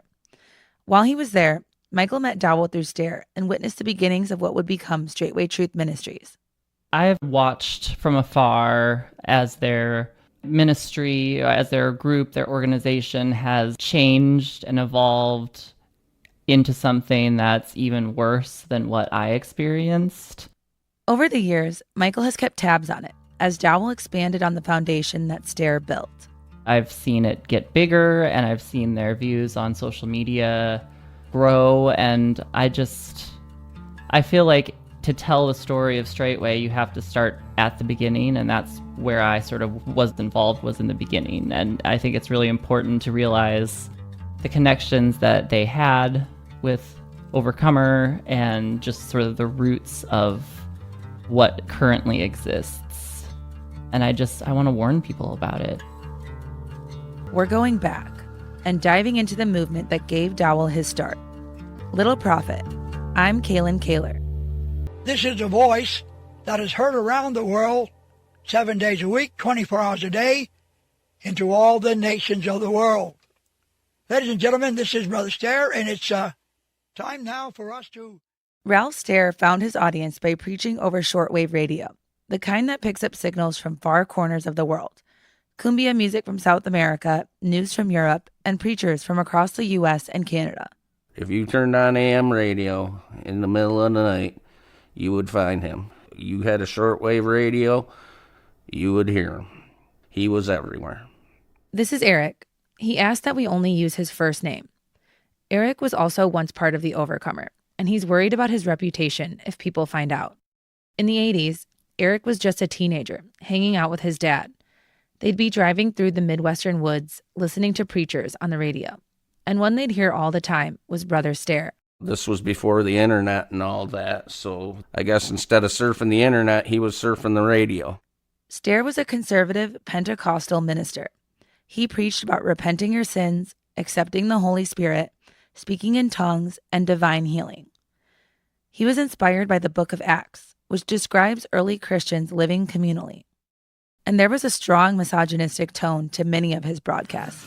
She's getting fat, see? I said, you don't get like your sister, do you? No. Why, she a big old fat thing, big mouth, smart aleck? Stair preached that women were inferior. He expected obedience. He didn't like women to work outside the home. People we spoke to told us that Stair hated women and believed them to be subhuman. And he taught that homosexuality was a sin, an abomination. They didn't even talk about like rehabilitation of gay people, the like conversion therapy and that sort of thing. This was a flawed human being, unworthy of salvation. As Eric got older, he and Stair had an on-again, off-again relationship. He'd listen if Stair happened to be on the radio, but he'd also drift away. During one of the on-again times, Eric and his dad actually went to a gathering and met some of Stair's followers, who, like them, listened to Stair's preaching every weekend. It left an impression. But Eric wasn't ready to go all in. Life went on, and then he was expecting his first child. My wife was pregnant. We started becoming more interested in religion. He started thinking about what he wanted his family to look like, what kind of parent he wanted to be, and what kinds of values were important to him. What he had seen at the Overcomer meetup came back to him. Moral people living a more simple life. The husbands and wives seemed happier. Eric remembers that even the children seemed better behaved. So one night, when Stair got to the part of his sermon where he asked for contributions, Our mailing address for your correspondence, your letter support, you just address your letter to me, Brother Stair, S-T-A-I-R, Brother Stair. Eric started sending money to the Overcomer. He had a decent union job. His family wasn't rich, but they did all right. They started making regular donations to the Overcomer ministry, sending checks in the mail. Eric sometimes sent letters, too, and over time, he became pen pals with Brother Stair. You don't expect that. Here's a guy on a worldwide radio. He's writing me back. Wow, you know. One of the things that R.G. Stair encouraged was to meet people that listened to his broadcasts. He would have these things called gatherings where he would have people come down to South Carolina. They'd meet at the Overcomer farm. Stair encouraged people to move there or to the other satellite communities full time. He wanted people to live as he said the early Christians had, pooling everything they owned, selling their property and possessions, and sharing the money with the community. Imagine going from being just an ordinary person to suddenly being in this exclusive club of people who are in the know and have the inside track on life. And I think that that's intoxicating. Michael Burkow's mom and brother had also gotten hooked on Stair via his radio program, and they also wanted to join an Overcomer community. I think that they were both at periods in their life where things just were sort of monotonous and flat, maybe. My brother was struggling, maybe my mom. It was a point in her life where she was looking for more. We were told, prepare your spirit, because if Brother Stair senses a spirit that doesn't belong here, you will be thrown out and you will not be able to return, and that's essentially damnation right there. This is really critical to understand, especially if you didn't grow up in this kind of religious community. The idea is that coming with the right spirit, this was important not only in this life, but also to eternal life. A lot of the Overcomers members had been listening to Stair's voice for years. He was their connection to God and to a community. Hello, this is Brother Stair. As a believer in Christ, I just want to ask, what's the next event that's going to, lead to this new world order? I just wanted to say that I heard part of your sermon when you were in Ohio, and I thought you were excellent. If Stair told you to go to a community and you didn't go, you were basically going against the word of God. So when Stair started suggesting that followers from across the country get together, that's when things started getting real serious. As it got close to the year 2000, he was saying a lot of things. My people, weep between the porch and the altar. Yea, return unto me, saith the Lord thy God. For the day of darkness is just before you. The night is about to arrive, and there will be no more. As Y2K approached, Stair was gaining followers and momentum. He prophesied that there was going to be a major event at the turn of the new millennium. Whatever this event was, it would kick off a period of tribulation, after which the world would come to an end. To prepare, Stair was gathering his followers together. He was really pressuring people to move into his Christian communities that he overseen. Stair compared what he was doing to Noah and the ark. The door was closing around 2000. If you weren't on the metaphorical ark, you'd be out of luck. Even though Eric was skeptical, he was also afraid of the alternative. Afraid enough that he was starting to question where he wanted to be on midnight, January 1st, 2000. Followers were leaving their old lives behind and relocating to the Overcomers' main community in South Carolina and to outposts in places like Kentucky and Oklahoma. Stair told Eric that he should visit one of the newer Overcomer properties in Lafayette, Tennessee, to see if he and his family could live there.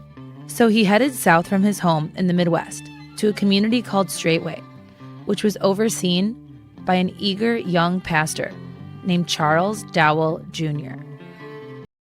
In the 1990s, after he got out of the military, a 29-year-old Charles Dowell Jr. was exploring his faith and what he wanted from his post-army life. He'd grown up Baptist and says while he was still in the military, he was moved by the Holy Spirit. Back in the civilian world, Dowell began to study under a bishop and started to climb the church hierarchy, from layperson to deacon to minister. But the more he learned and preached, the more questions he had. After I left there and got out of the military, came back home, I was still even more deeper in study. And I continued to keep discovering more lies. Years later, Kabeer would ask Dowell about this moment in an interview for his YouTube channel. And in his answer, Dowell sounds a bit like Kabeer. Up to that point, Dowell had been a soldier. His days were filled with discipline, structure, and testosterone. And then suddenly, all that was gone. These pastors, they don't really truly care about, I'm going to use the word soul because everybody's used to that word, but I did. And so I had this drive in me that on my watch, whoever listens to me, they're going to know the truth. Dowell was questioning what he was reading in the Bible, and soon he was dabbling with his own ministry. So I would just preach to myself, Carol, and my 2 children. It started as a family affair. His wife was there, his daughter sang a song, his son read scripture. And I would turn around the lazy boy, and that was pulpit, and I put the Bible on and I just preached to them. At that time, Dowell was especially interested in the book of Acts, the same book that influenced Ralph Stair. Dowell liked this idea of a shared community of faith, breaking bread together, everyone selling their possessions, and having a shared purpose. He started to think about creating a community like this now. So he shared his idea with the head of the church he was part of. And he said to me, it ain't going to work. And I said, maybe it's not going to work because nobody has ever tried it. So I started getting on radios. I started looking around trying to find other people who was maybe doing something similar to this so I could get an idea or a dynamic. And he did find someone. I stand here in my studio and I'm looking out across our little farm. Ralph Stair. And I can feel now as I change from the anger of God, and I can feel his love saying, come on to me. Dowell started listening to Stair on the radio, and like so many others before him, he heard something in Stair's message. I had a lot of respect for him, preaching straightforward, the old-time, hard-hitting holiness message. I'd mostly just tune in and listen. Very nice people, beautiful people in the community. Everybody meek, humble, quiet spirit. They got along just well. Dowell became a believer and made a trip to South Carolina to meet Stair. In fact, Dowell became so close to the Last Day Prophet that within the Overcomer, he would earn a nickname. The little prophet. He was the little Stair, R.G. Stair. Stair was the last day prophet. So by calling Dowell the little prophet, I think he was setting himself up to replace Stair at some point or go out on his own, which he eventually did. This is Eric again, who first heard Stair during long car rides with his dad. We called him back to talk more about what he remembers of Dowell's early involvement with Stair. But I remember Pastor Dowell calling into the show many times, okay? Dowell, he moved pretty quick. By 1998, Dowell had become close enough to the last day prophet that he, Stair, and another man from the Overcomer bought a property outside of Lafayette, Tennessee. We've seen the records. Stair's name is right there, next to Dowell's. Without Stair, there's no Dowell. No one ever would have known who he was. Dowell was tasked with running this new Tennessee community. But Stair's role? Well, that depends on who you ask. Eventually, it would become the site of Straightway Truth Ministries. It was a win-win. Dowell's ministry in Lafayette brought money and resources to the Overcomer, and the Overcomer brought members to Dowell. Looking back at it, it's very clear to me. Dowell was all about starting his own thing. He used Stair as a stepping stool. Stair broadcasted the name Charles Dowell all over the world. Stair was like, here's Charles Dowell's number.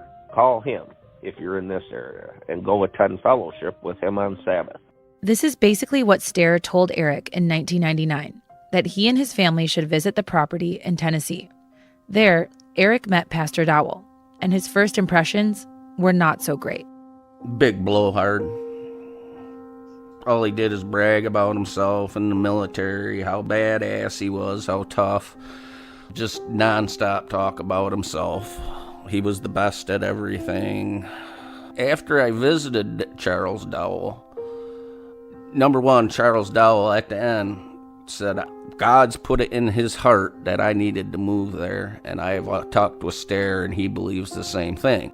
I didn't really care for the guy or trust him, so I remember writing to Stair about not really wanting to move there, and he told me if I didn't move there, basically I'd be going to hell. During our interview, Eric said there was a voice in the back of his head that said something doesn't seem right. But regardless, as he remembers it, in the fall of 1999, he did what he was told, and he moved his family to Tennessee.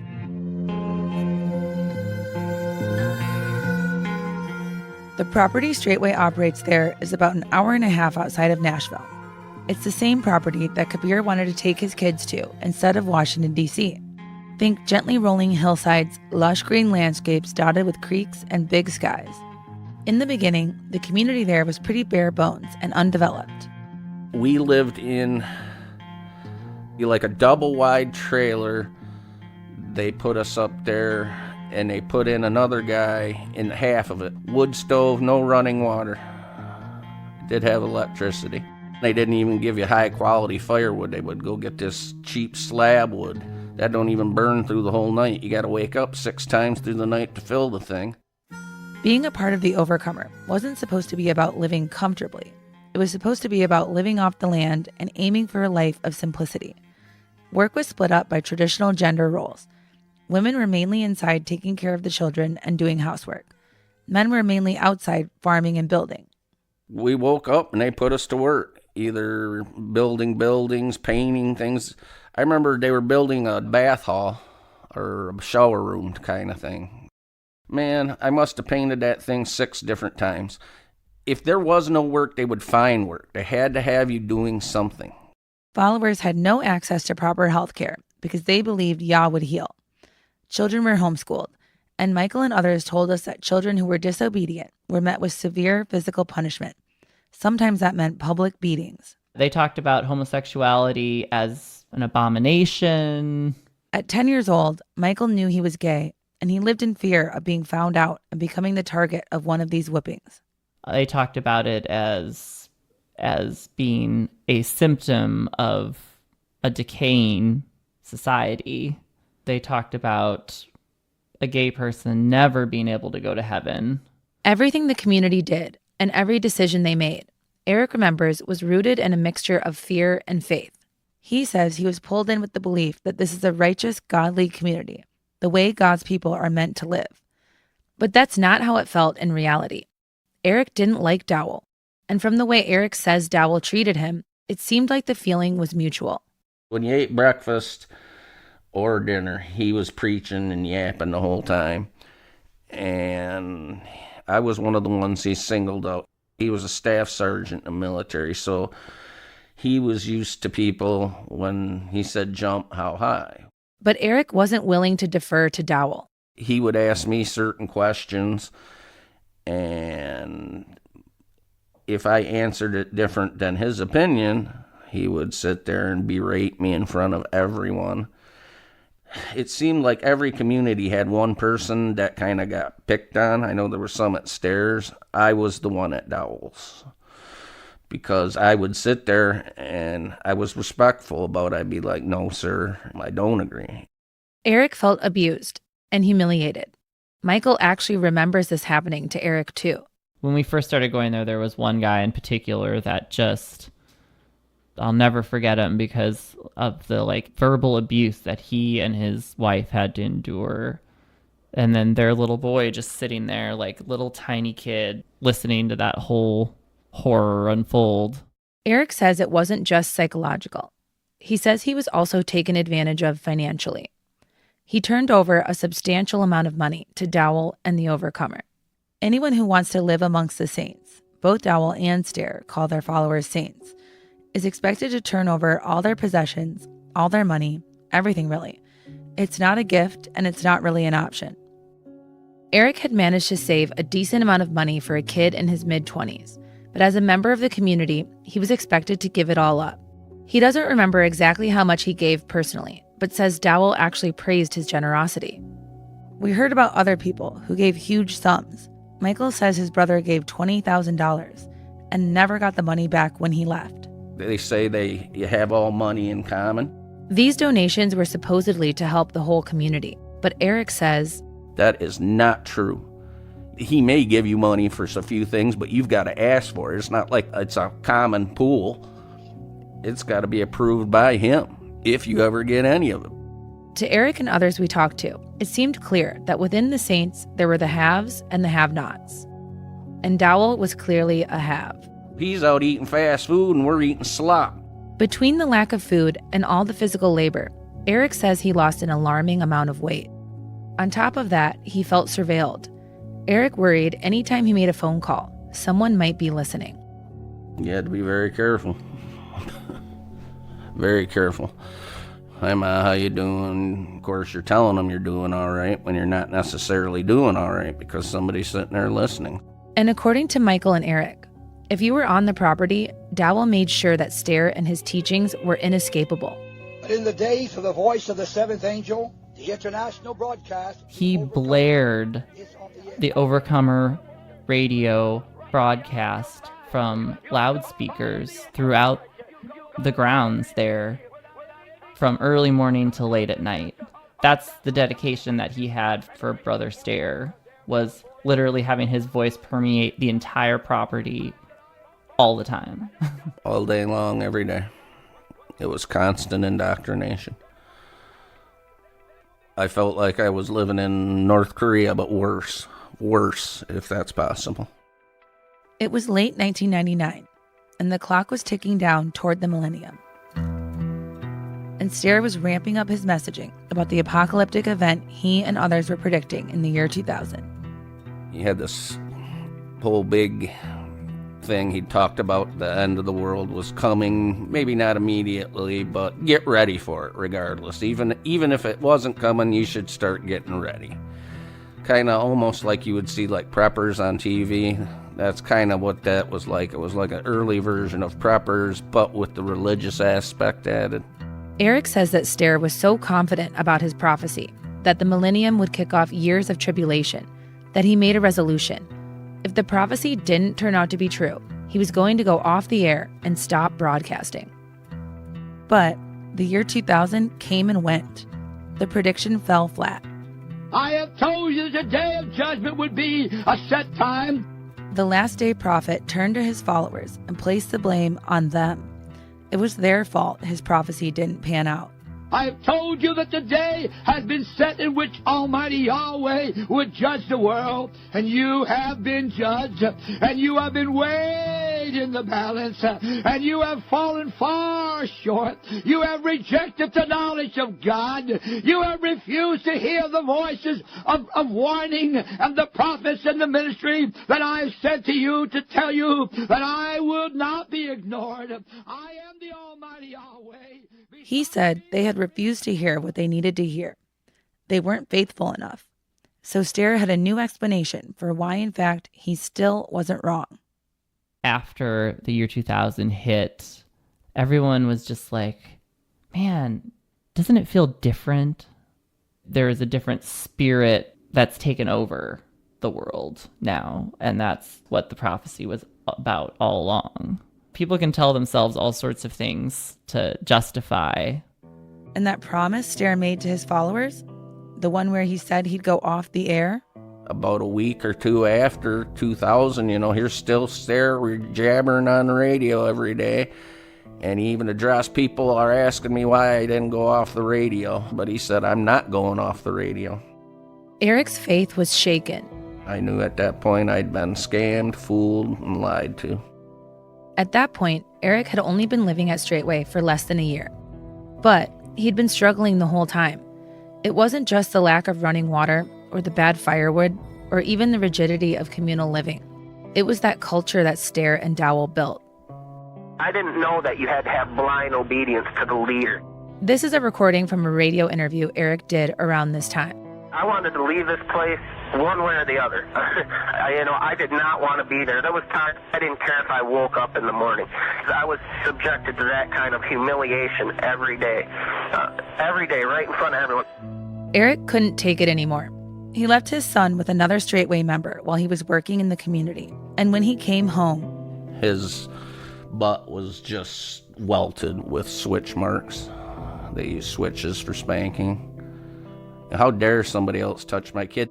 This is one of the things that all added up to me leaving. He went to tell Dowell that he was done.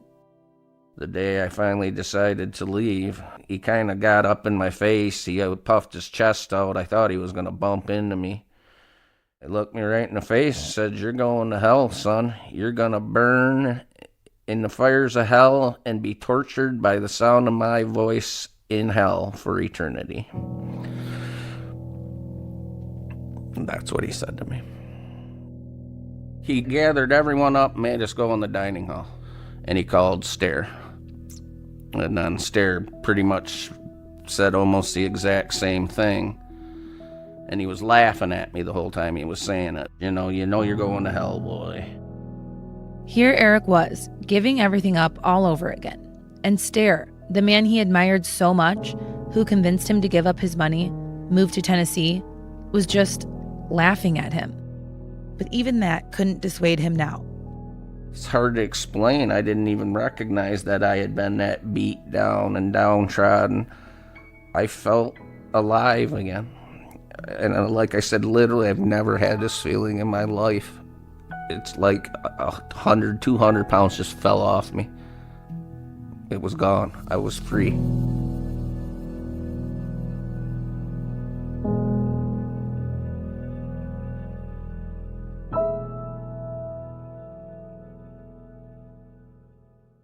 Eric and his family left Tennessee and moved back to their Midwestern town. A few years later, he and others filed a lawsuit against Ralph Stair for misuse of donations. Eric testified in front of a jury, and they sided with him. But the decision was later overturned by the South Carolina Supreme Court. And then, just 2 years after the Y2K prophecy fell flat, 2 years after Eric left the property, something else happened that shocked and divided the community. Reverend Stair, anything you want to say, sir? Bless you. Are you running a cult at that compound, sir? I bless you, sir. Are you brainwashing people? I bless you, sir. In 2002, Stair was arrested on 2 felony counts of criminal sexual conduct. The victims, 2 young women living on Stair's South Carolina property. Did you sexually assault those 2 people, those 2 women? I bless you, sir. Do you have anything else to say besides I bless you? May God bless you. As I said earlier, Stair had a history with women. He spoke of them as being subhuman, and exerted tremendous control over the women in his communities. He was known to bring young women up front during his sermons, give them unwanted hugs, touch them inappropriately in front of the congregation. Where you at, little girl?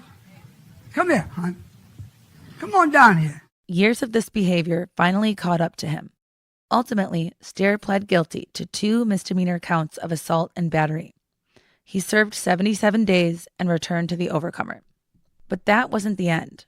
Over a decade later, he'd be arrested again when more women came forward with even more serious charges, including criminal sexual conduct with a minor. He'd later die at home while awaiting trial. When Stair was accused of sexual misconduct and all that kind of stuff and was arrested, and that's really when the break happened. While Stair faced his legal reckoning, Dowell continued to oversee the community in Lafayette, Tennessee. Remember, up to this point, Stair and Dowell have been linked religiously, financially, and legally. But now, Dowell started to pull away. Dowell's an ambitious guy. I imagine that there were the first seeds of how do we disentangle ourselves from this and move forward as our own entity. There was a lot of confusion during that time as to where our alliances rested, because I think Pastor Dowell stuck by him for a little while and did lip service to him, and then it was full bore separating yourself. Michael's family eventually left Stair and Dowell behind, and Michael is still dealing with the fallout from his time in the community, which we'll get to in a future episode.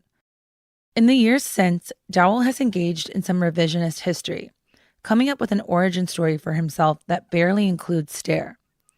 Dowell didn't speak to us for this podcast, so we weren't able to ask him about his relationship with Stair, but we do have his YouTube videos. I still, to this day, I'm appalled how that I'm somehow guilty by association when I didn't even have a dog in the race.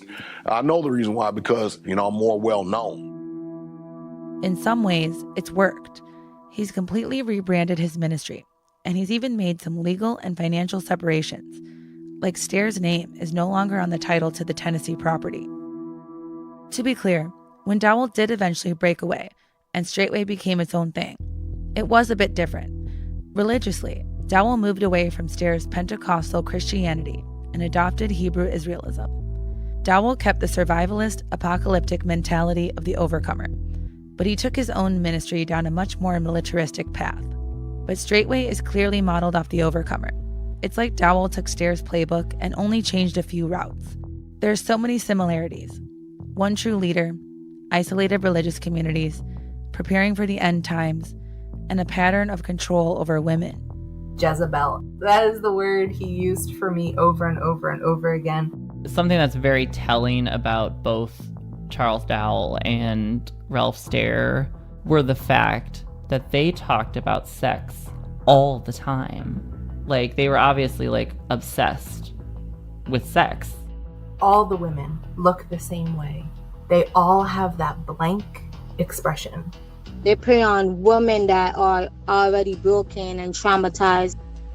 That's next time on Spiraled. We sent an extensive list of questions to Charles Dowell and Kabeer Gbaja-Biamila to get their responses. We never heard back.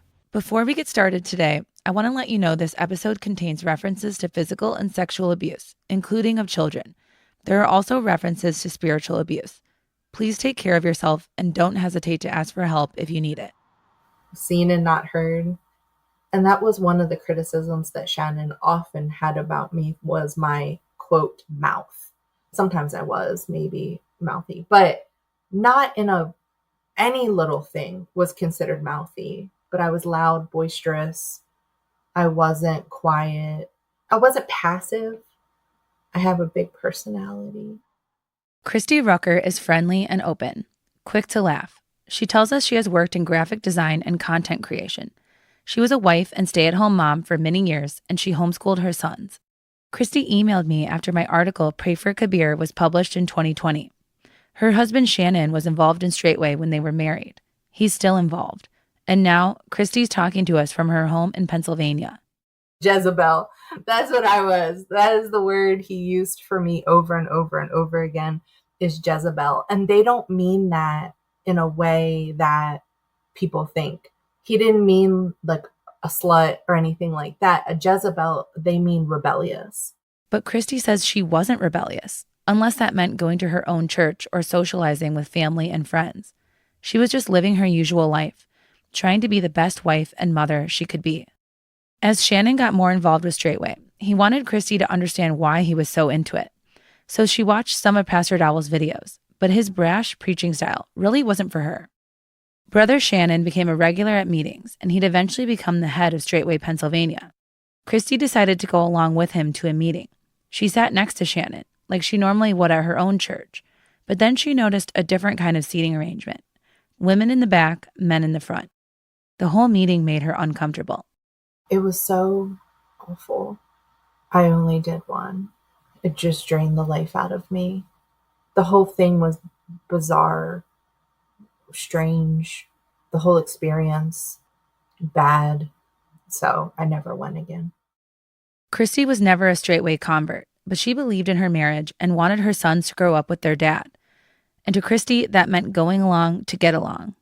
It was a slow progression of his involvement, and it was a slow progression of him putting that on me and the children. It's a little thing, right? That's what I kept thinking. Oh, it's just a little thing to not eat pork. Oh, it's just a little thing to, who cares if I cover my head?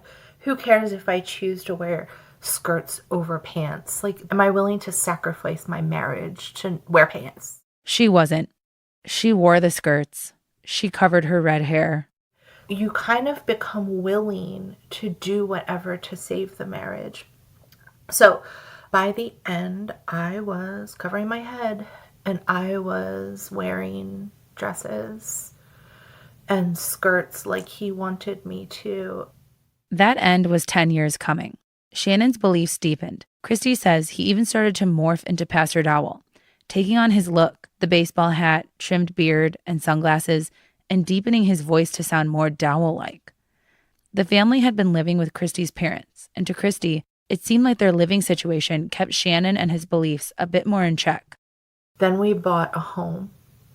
And when we bought the home, Shannon thought, okay, this is it. Now I can put the crack down on my family and get my family, quote, his words, under control. There was nothing to get under control, but in his mind, we were heathens. Shannon had been monitoring his wife's comings and goings, her work, what she wore, who she saw, and now he increased his vigilance. Shannon started to take the control that Dowell taught. We moved here and it got really bad. It got really, really bad. He really cranked up his authority here to the point where I was not allowed to go out at night. I was not allowed to join the gym. Christy realized the introverted guy she'd met when she was a teenager was gone. I'm the wife. I'm property. I don't get a say. I'm as good as a child to him. So he made all the decisions about everything all the time. Christy says he would send money to Straightway, even if that meant they couldn't pay the bills. And he didn't want Christy to go to the doctor or get help for her boys if they needed it. After 10 years, Christy faced the truth. She was in an unhealthy marriage. For her safety and that of her boys, she needed to get out. I was being abused and did not realize that I was. Emotionally, mentally, I was being mentally abused. My children were as well. She left Shannon and is now raising her 2 boys on her own. It's been tough, but the last time we spoke, her bright outlook remains. She has a new job, which she says is going well. She recently got praise and a raise. In a reflective moment in our interview, she describes one of the images that stands out to her about the women of Straightway. All the women look the same way. They all have that blank expression. They're not allowed to have expressions. It almost seems like clearly very well trained. When I started interviewing people about Straightway Truth Ministry, there was one theme that came up again and again: the treatment or mistreatment of women. They prey on women that are already broken and traumatized. They don't want someone to choose their church and be happy. They want bodies to keep in control. Control. Coercion. There was one woman, a single mom of 2, who told me she was encouraged by the women at Straightway to have her IUD removed. She said she felt so much pressure from the sisters that she even sent them a picture of the IUD as proof that she actually got it taken out. Christy told me about watching a live stream of one of Dowell's sermons in which he brought a very young girl up on stage, maybe around 12 years old, and started praising her beauty, her developing body, her submissive demeanor, saying she'd be a good milker someday. She just stood up there. Her hands were in front of her, kind of clasped together in front of her. And she had on the long dress and the head covering like the girls do and the women do. And she was just looking down at the floor. Some women are willing to submit. Good morning. Say good morning. Pastor Dowell's YouTube channel is filled with videos of straightway sisters who say that their life is pretty special. Are y'all ready for a good day?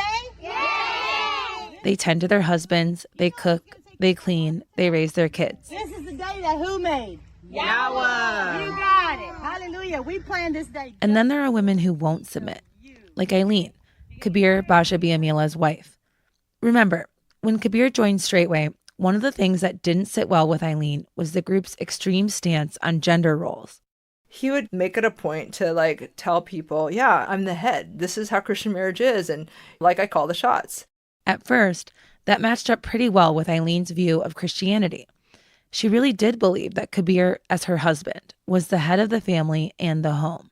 But when he started to insist that their newborn daughter wear a head covering, when he became more strict with their sons, their views diverged. Eileen went online to research Straightway, and she says she came across some alarming claims. It was allegations of all these different complaints about gun confiscation, families being abused or messed up. It was just pages and pages of these testimonies. And I'm like, what in the world? As part of my reporting, I looked into those claims, and that's how I found my anonymous source in 2020. I've talked to a few people who lived at Straightway, Tennessee, but there's only one woman who I was able to speak with who also lived there as a child. I spoke to her as part of my original reporting in 2020.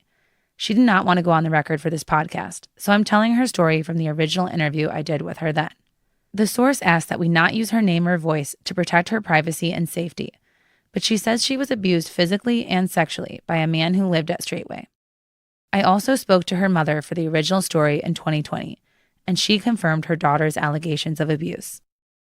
When the anonymous woman was little, she lived with her mom, her older sister, and older brother.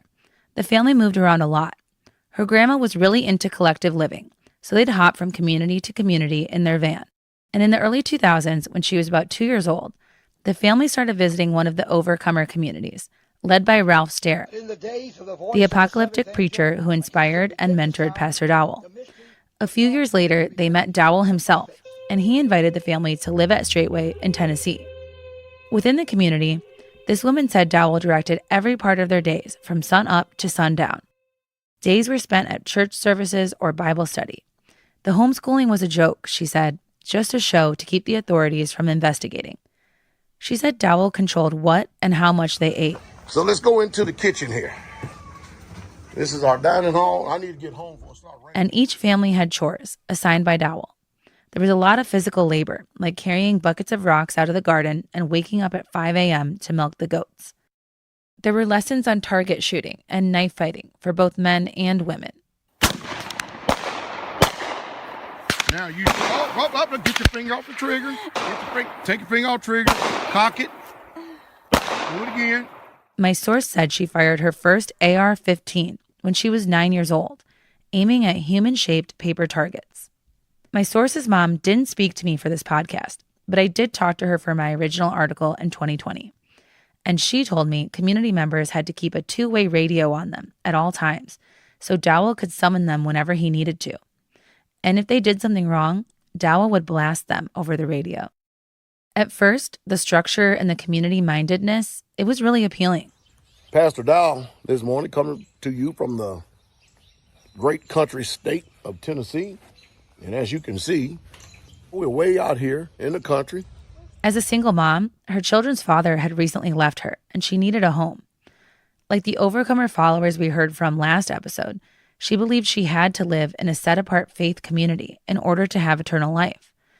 Not long after they arrived at Straightway, my source's mom said she was introduced to a man who would become her quote-unquote husband and my source's quote-unquote stepdad. Marriages at Straightway are not traditional legal marriages with licenses and all the paperwork.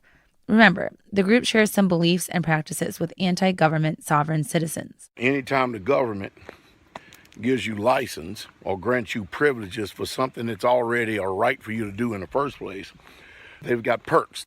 This is a subject that Dowell is super passionate about. One of his videos from 2018, called Never Get a Marriage License, Here's Why, has over 500,000 views. The marriage contract has been one of the most expensive contracts that lawyers and court systems has used against the man.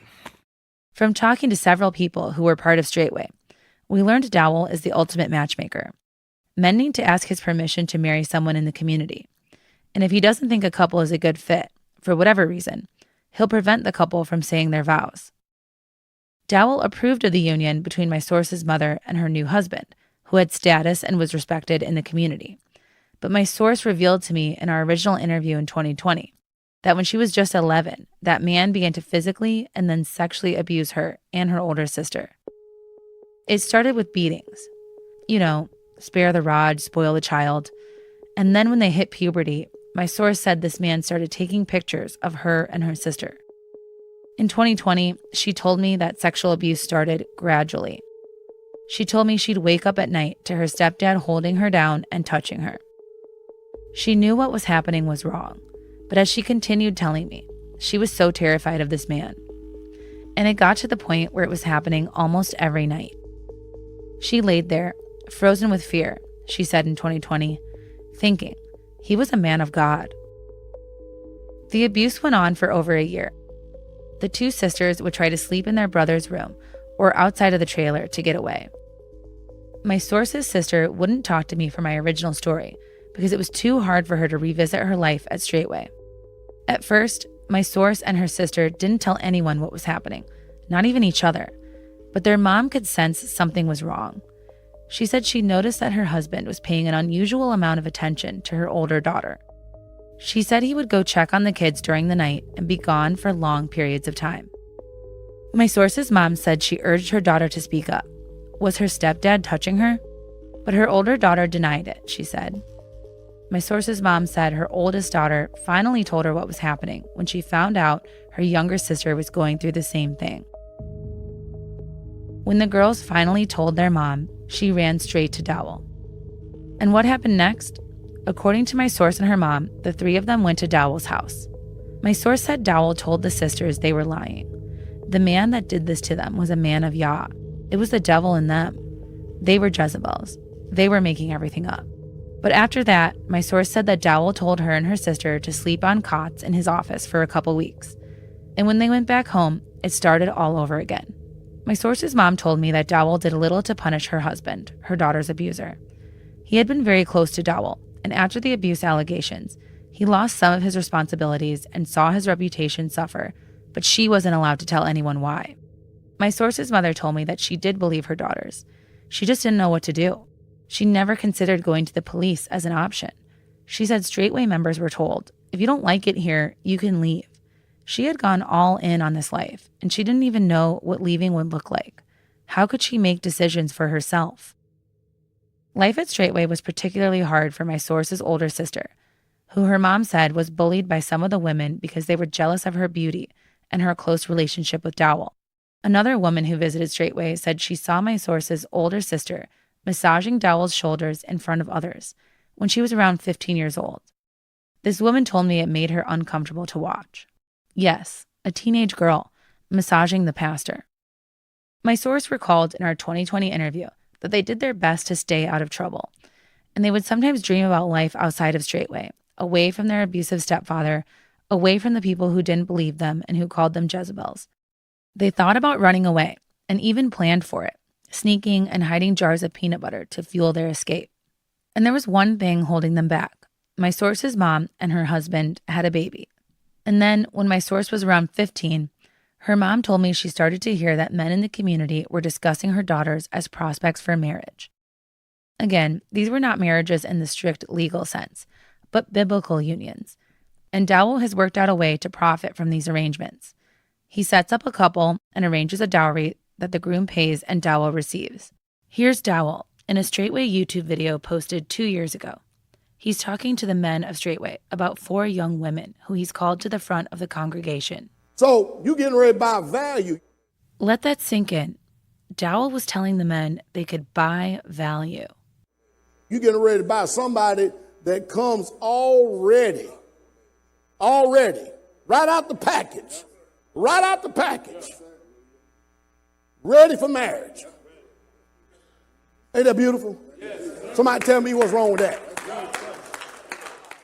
Often, the bride doesn't have a biological father in the community because Straightway members are typically encouraged to break ties with their natural family. So Dowell draws up his own marriage agreements in place of a license and receives the dowry himself, supposedly on behalf of Straightway. The specifics of this process are difficult to nail down, but we heard from one former Straightway attendee that a groom paid $6,000 for his bride. At first, marriages at Straightway were your traditional one-man, one-woman affairs. But around 2012, Dowell introduced polygyny to Straightway's belief system, allowing men to take multiple wives. First of all, it's totally irrelevant what I believe. It's all about what the word says. In an interview with Kabeer in 2019, Pastor Dowell describes the evolution of his thoughts on plural marriage. The patriarchs, Abraham, who everybody say they love, had more than one wife. Moses, the custodian of the law, had more than one wife. Jacob, it's obvious. Out of him come the 12 tribes of Israel from 4 women. The women of Straightway were not very receptive. I was still in there when it came out that, yes, he believes in polygamy. Christy was watching a live stream, and she remembers the reaction. And the women went nuts. The women were like, no, we're done. My husband can't have 2 wives. So Dowell didn't push it. He stayed silent for 3 years and educated himself on the topic. He wanted to have biblical backup. I'm going to go straight to that book and get to that word. And I'm going to find out what it says, and I'm going to preach it and teach it, and I don't care what people like. You follow? I'm not in this for a popularity contest, and I'm damn sure not in this to be liked. When practicing polygyny, by the way, you can't get a marriage license. And when you don't have a marriage license, you're not entitled to the same financial or legal protections when a marriage ends, like if a wife wants to leave her husband. That's another reason Dowell is so against the licenses. One of the people we interviewed told us he thinks Dowell opened up to plural marriages when he met a married woman that he wanted to marry himself. And after introducing polygyny, Dowell did marry her. He now claims to have 3 ishas, or wives. When men started taking multiple wives, a large number of group members left Straightway, but others stayed. My source told me she bucked against the roles that women in Straightway seemed to be forced into. And her mom was worried about her teenage daughter's futures, so she went to Dowell to discuss it. My source's mom said she told Dowell she didn't want her daughters to be sold off into marriage with a man just because he had money or power. She wanted her girls to fall in love.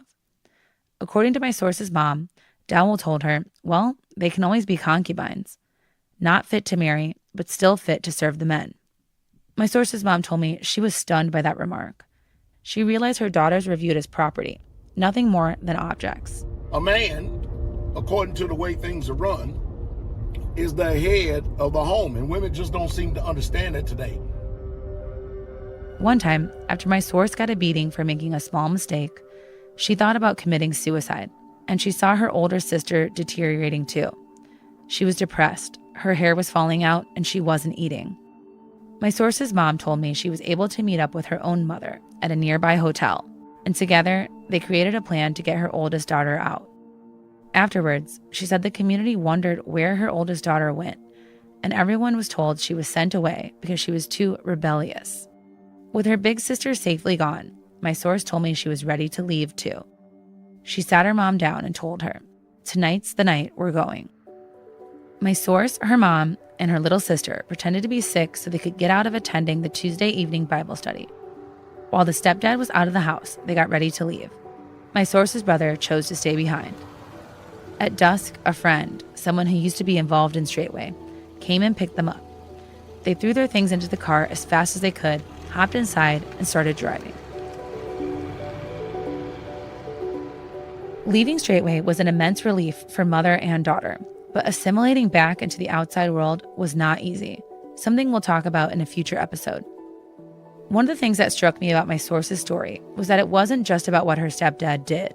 It was that Pastor Dowell didn't do much to stop it, and that she was called a Jezebel and made to feel responsible for her own abuse.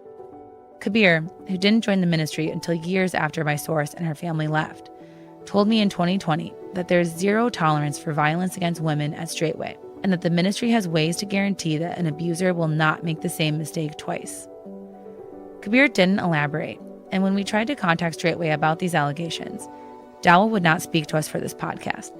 He did not respond when I reached out to him for comment in 2020 when I wrote the original story. But it's hard not to see the story of these sisters and their mother in the context of the broader Straightway culture that Dowell has created and enforced. The Bible teaches that the younger women ought to marry, bear children, guide the house. It's a culture where all the views about women are Dowell's.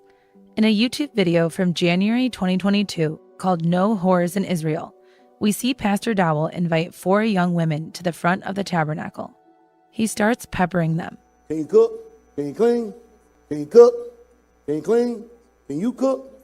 Can you clean? Can you cook? Can you clean? The women make no eye contact. Their heads are bowed and they stare at the ground, hands clasped in front. Dowell continues to tell the men about these silent, pure, obedient sisters, and Straightway brothers look on and cheer. You can sit there first night and probably end up getting pregnant. They're fertile myrtles. Good field. You know why? That's real. These young women's value is their virginity. Ain't no blood been shed in the field.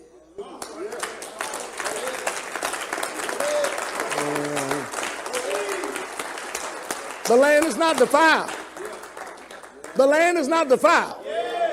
So that's the reason why this land commands a price. Women who have been part of Straightway allege that they lack bodily autonomy and that altogether these attitudes condone abuse. Because of all this, it wasn't surprising to me that so many of the people who reached out to me were women. Women whose husbands were drawn to Straightway, leaving them reluctant to follow. But there were also women who had joined with their husbands, and women who found and joined Straightway on their own, though some in their lives would question whether it was truly of their own volition. This all started, I could say, when I came into the faith 5 years ago when I was 13 years old. I've come before you today to dispel lies and rumors that have been spoken against me and against the ministry of Straightway and my pastor, Pastor Dowell. This is Jordan West. Before the break, we heard from my source, who chose to leave the Straightway community that she grew up in when she was a teenager.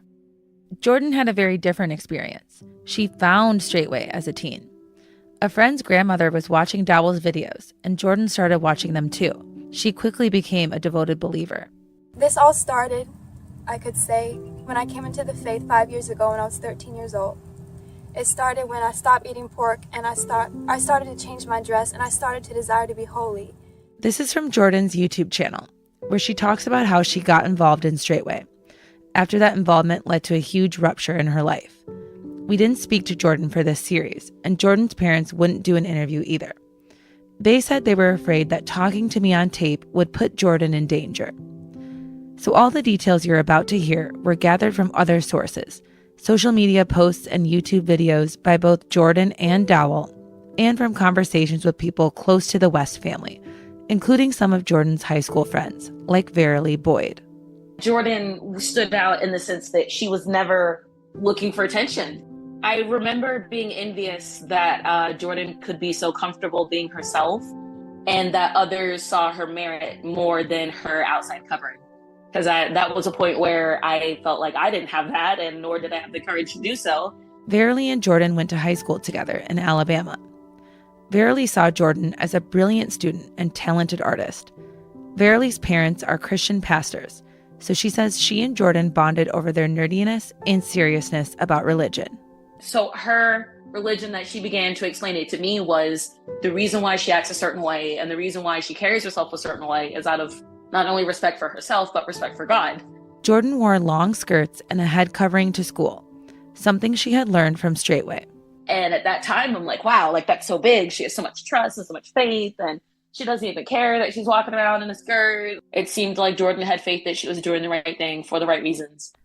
But for the summer, fall, and winter of that school year, Verily says Jordan didn't share many specific details about her faith. Then one day during art class, Verily says Jordan told her she'd been listening to a special man. Everything she mentioned about this man was he's the light, or he's going to show the way, or the world's not ready. Like, this guy was the deliverer, and that everybody else was just helpless and lost until we followed him. She wrote down on a sticky note how to watch his videos, because she told me that it wasn't straightforward, or that I would have to search a certain topic on YouTube or wherever to find his videos. And I'm kind of looking at her like, oh, okay, like, who's this pastor? What's going on? The exchange made Verily feel uncomfortable. It was something about the way Jordan wrote Pastor Dowell's name on a sticky note and then passed it to her like it was a secret. She was saying that this man was an amazing pastor and he spoke truth and it's the light, and that so many people weren't ready to handle. Just the conversation was a very distinct us versus them terminology. Verily was raised in a church that taught her to value the doctrine, not a specific person. The way Jordan talked about this pastor and the guarded way she shared information about him set off what Verily called a 5-alarm fire within her. But she didn't tell anyone else about it at the time because she still wanted Jordan to feel supported. If our whole friendship was the kiddie pool, that conversation was suddenly I'm 10 feet deep in something I don't recognize. And I let her stay 10 feet deep in this pool. And I was just like, oh, I think I'm just going to stay over here. And I do regret that, actually. Jordan's parents also noticed their daughter's interest bordering on obsession with Dowell. So they tried to limit her access to Straightway and their videos, and even asked her high school to restrict her internet access. Jordan later talked about this on YouTube. They've taken away my internet. They've taken my phone so that I can't hear the messages. Once again, it had all started with the YouTube channel. It's a big part of Straightway's recruiting. On Dowell's channel, there's a new video almost daily. And Straightway is pretty savvy about how they use YouTube. They have a team dedicated to using search engine optimization and misleading video titles to drive views, bury their critics, and manipulate the algorithm to get new viewers. They're masters at creating content where people who are looking for something else wind up finding Straightway. For Kabeer, it was head coverings. For Jordan, it was a video Dowell recorded about pork being unclean. There are also videos starring the willing women of Straightway, maybe to make the community look more appealing and welcoming to women.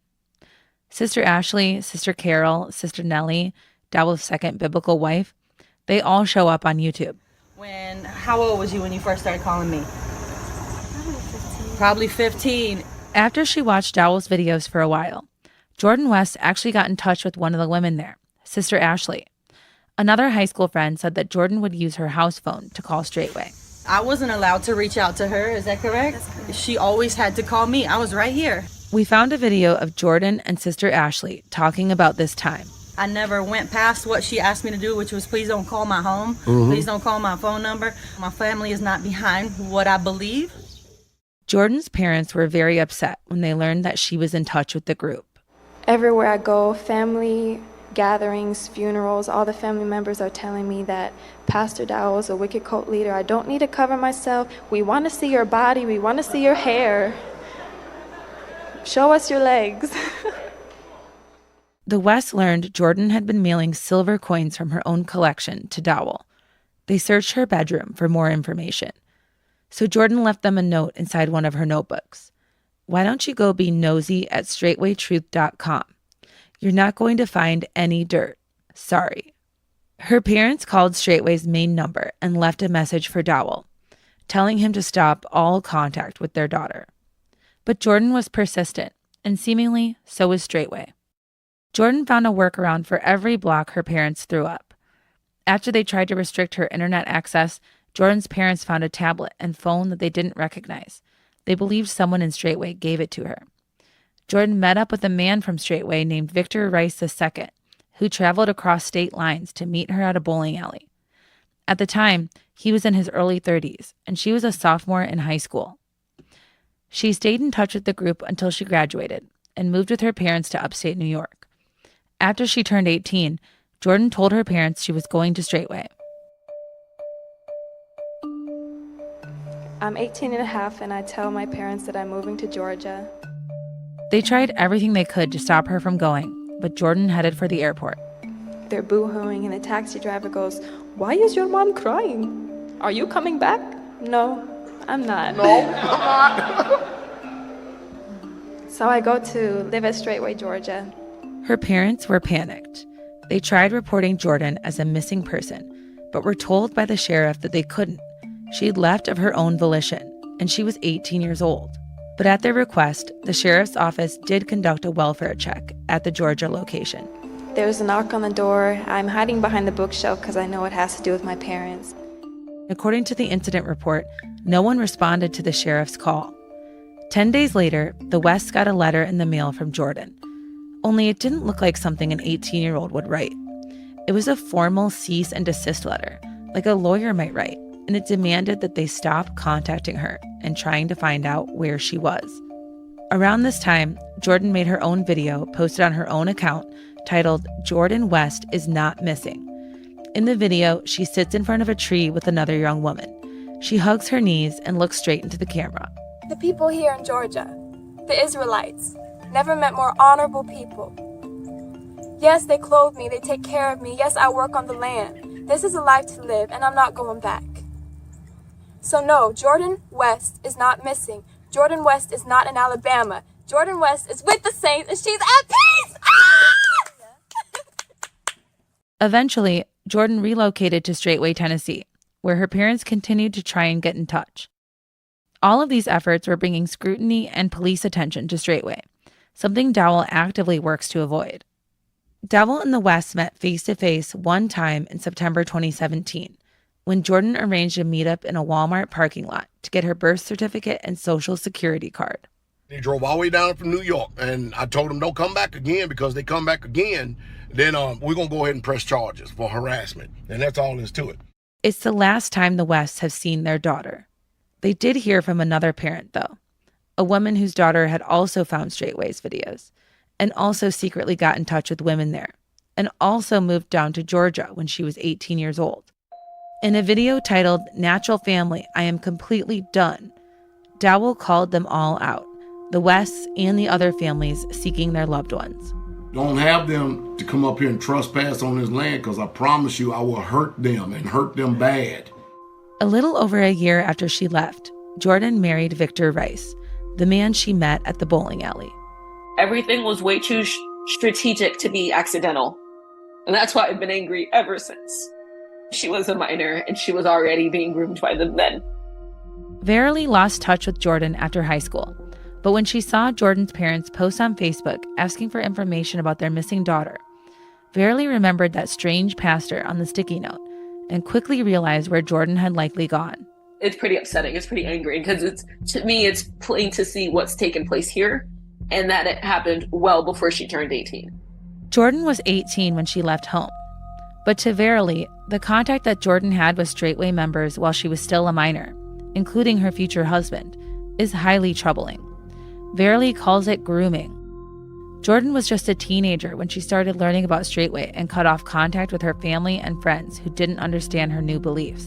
So Verily wondered, how could she have made an informed choice? It's clear as day that she was groomed as a minor. It's clear as day that even if she doesn't want to be with this church anymore, what avenues does she have to leave? Who's advocating for Jordan? We're trying to mind our own business. So what is it about the ministry that people are just so... Now, from time to time, Jordan appears in videos posted to Dowell's YouTube channel. Her wedding video is there, and she really does look so happy. And it's clear that she and Dowell see all of this very differently. Of course, you're under duress, right? Not at all. You're under fear. No. Tyranny. No. Coercion. Not at all. I didn't talk to Jordan for this podcast or my original story. I tried calling Straightway, but they hung up before I could even ask for her. Jordan's family does not have a phone number for her or a way to contact her anymore, and I couldn't find a working number for her. I wanted to understand why she chose Straightway, but I didn't get to ask her myself. But in 2020, Dowell asked her to stand up in front of the Saints and respond to my Sports Illustrated article. All right, so, Jordan, are you happy at Straightway? Yes. Do you want to leave? No. Never. Are you free to go if you choose to? Yes, I am. Thank you, Sister Jordan. You're welcome.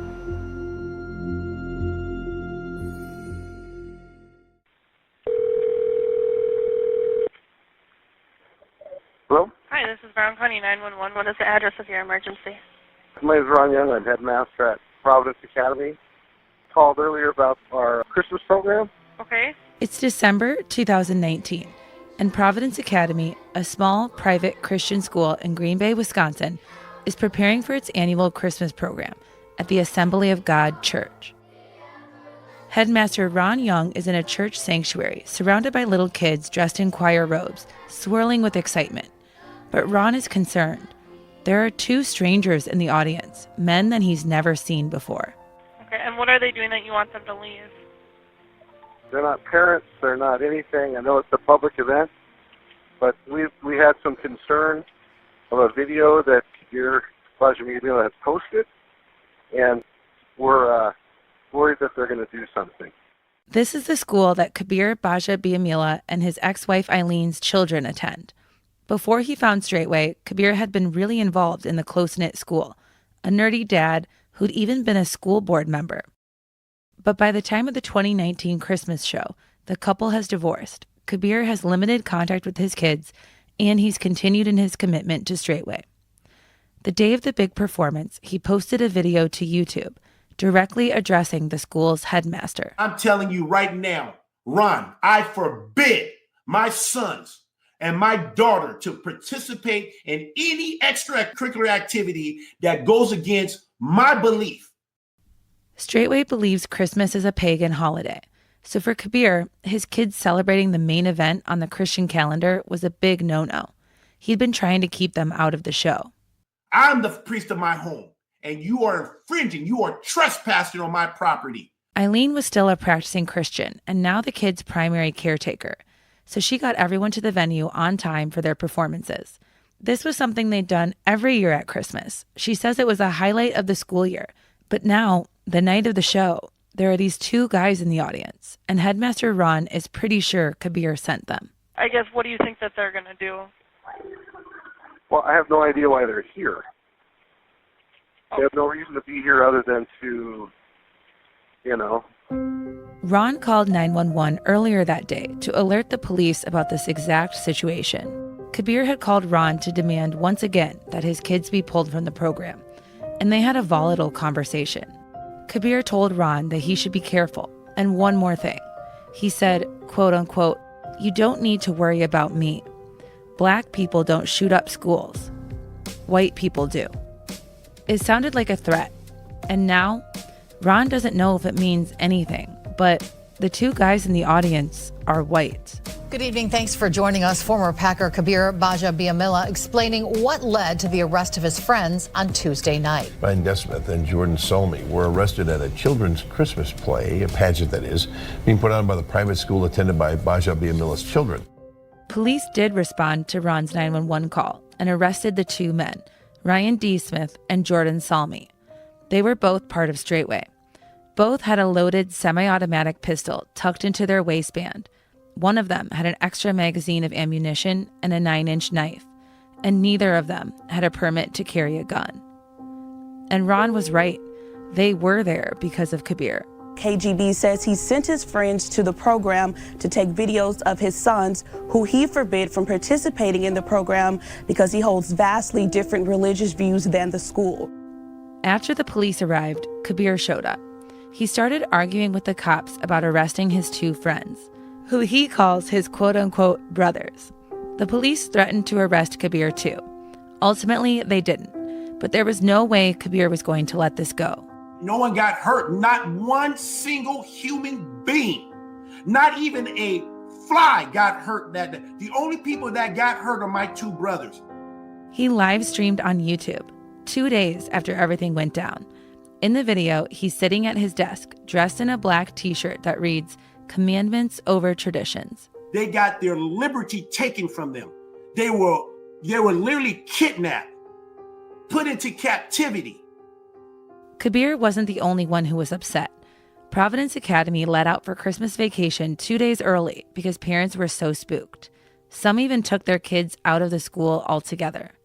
This version of Kabeer, the one that sent men with guns to his kids' Christmas pageant, it was so different from the Kabeer who had been on the school board, and it was a total about-face from the Kabeer who had converted to Christianity and been a fervent believer.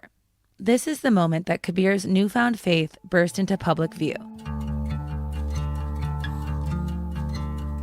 After a successful career as a popular player, now he was on the news for all the wrong reasons. It wasn't about his tackles and sacks or his local service projects. It was about Straightway and his connection to the people who lead it. The community was baffled, and so was I. What had happened that had set him down this path? And as I got deeper into my reporting, I also had to ask, why were other former NFL players following Kabeer's lead? The incident at the Christmas pageant is when I first started following this story. It was a strange situation on its face. The police getting called on a former NFL player's friends, armed at his kid's school. But as someone who's reported a long time on the NFL, I was also intrigued by the role of faith, something that's kind of inescapable in the world of football. I mean, I always ask God to lead me in the right direction and let me be. It's common to see players kneel in prayer before a game or point up to the heavens after a big play. God first, we wouldn't be here without him. I think there is a really strong Christian subculture in the NFL. This is Paul Putz. He's the assistant director of the Faith and Sports Institute at Baylor University. I don't think that Christianity and the NFL are intertwined in sort of ways that NFL league officials have intentionally sought to cultivate. But I do think that Christian organizations and groups and leaders, Christian players, Christian coaches, have created a very strong subculture in the NFL that is probably stronger than any other major sports league. Paul is an evangelical, and he's also an athlete himself. He played basketball at a small Christian school in Nebraska. Now he's writing a book about the history of sports and Christianity in the U.S. I can see the ways, in particular, things in sports that cause us to feel something like transcendence. Sport is for something greater. It means that it's not just a diversion that you just escape from real life from, but it's also not this thing that you can only engage in from a critical perspective. The fact that sport is this full-bodied experience that we participate in, we use all of our bodies when we play, you're sort of expected to devote the entirety of yourself in that game to this one thing. And I think when you give all of yourself to something, it feels religious. Though the league has tried to limit evangelizing by players and staff, it hasn't made much of a difference. Nearly every team has a chaplain, and plenty of Christian coaches and players feel comfortable talking publicly about their beliefs. You want people to see sport as a way to, in the case of Christian athletes, grow in faith, in a particular version of the Christian faith.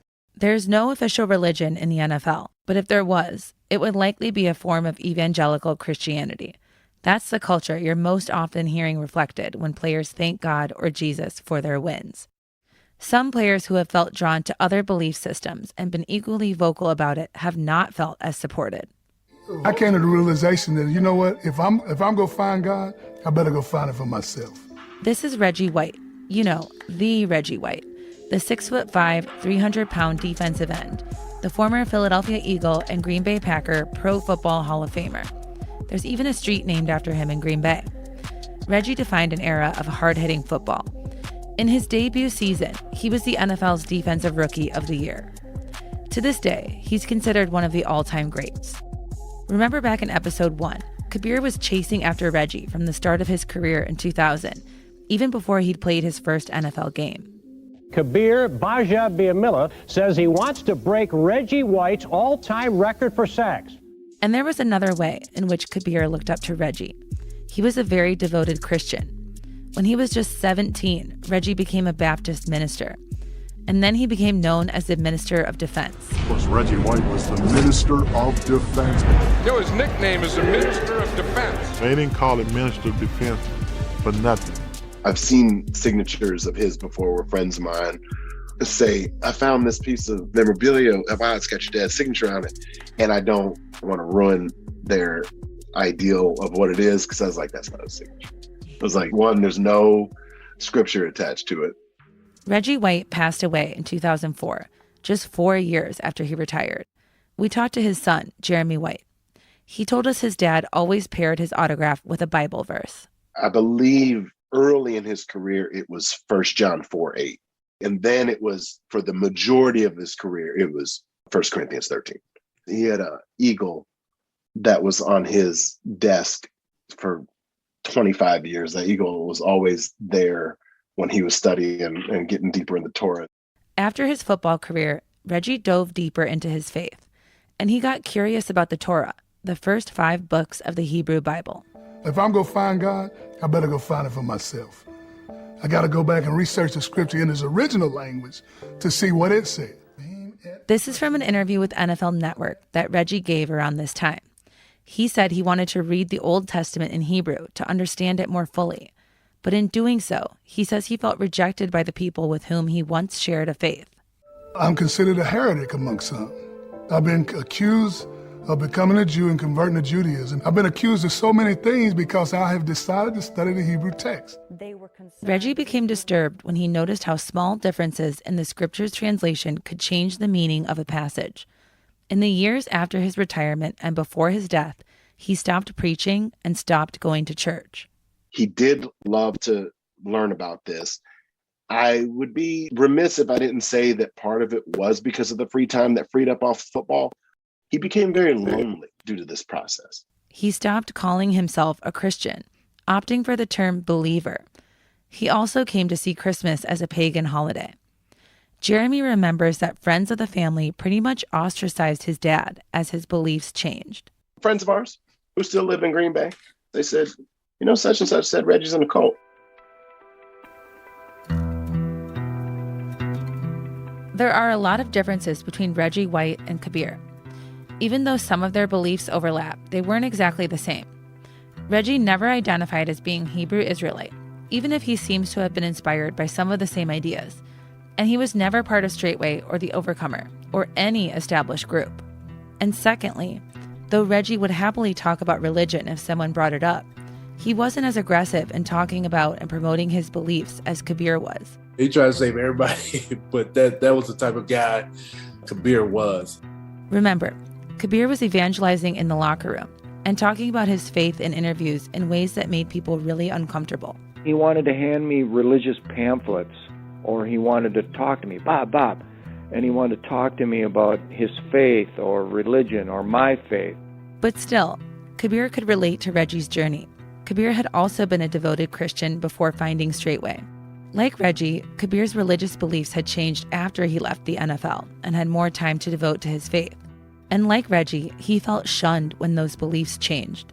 That religious fervor that's undeniably a part of the NFL can be a unifying force, but for players like Kabeer, joining Straightway and leaving mainstream Christianity made him an outlier. All right, good morning, good evening, good afternoon, ladies and gentlemen, citizens of YouTube. This is Pastor Dowell. But Dowell welcomed him with open arms. For years, I actually have been praying that some way, somehow, that the Most High would allow me to be able to kind of get a breakthrough to talk to a lot of brothers as well as sisters or whoever is involved in the NFL, because I realized that these people are lost and they need help. In 2018, less than a year after his baptism and 3 days after Kabeer announced his divorce, Pastor Dowell posted a video. NFL brothers are waking up. As a part of Straightway, Kabeer has brought valuable attention to the group, and he seems to have led several former players to Dowell. But these men are getting stronger and stronger in that word. As a matter of fact, these are because they're so used to speaking out on the circus and stuff. They will be good national spokespeople to get people to the truth. There are now 4 former NFL players in Straightway, including Robert Mathis and Daniel Muir, whose Indiana community we tried to visit. Kabeer and Daniel Muir were teammates when they both played in Green Bay.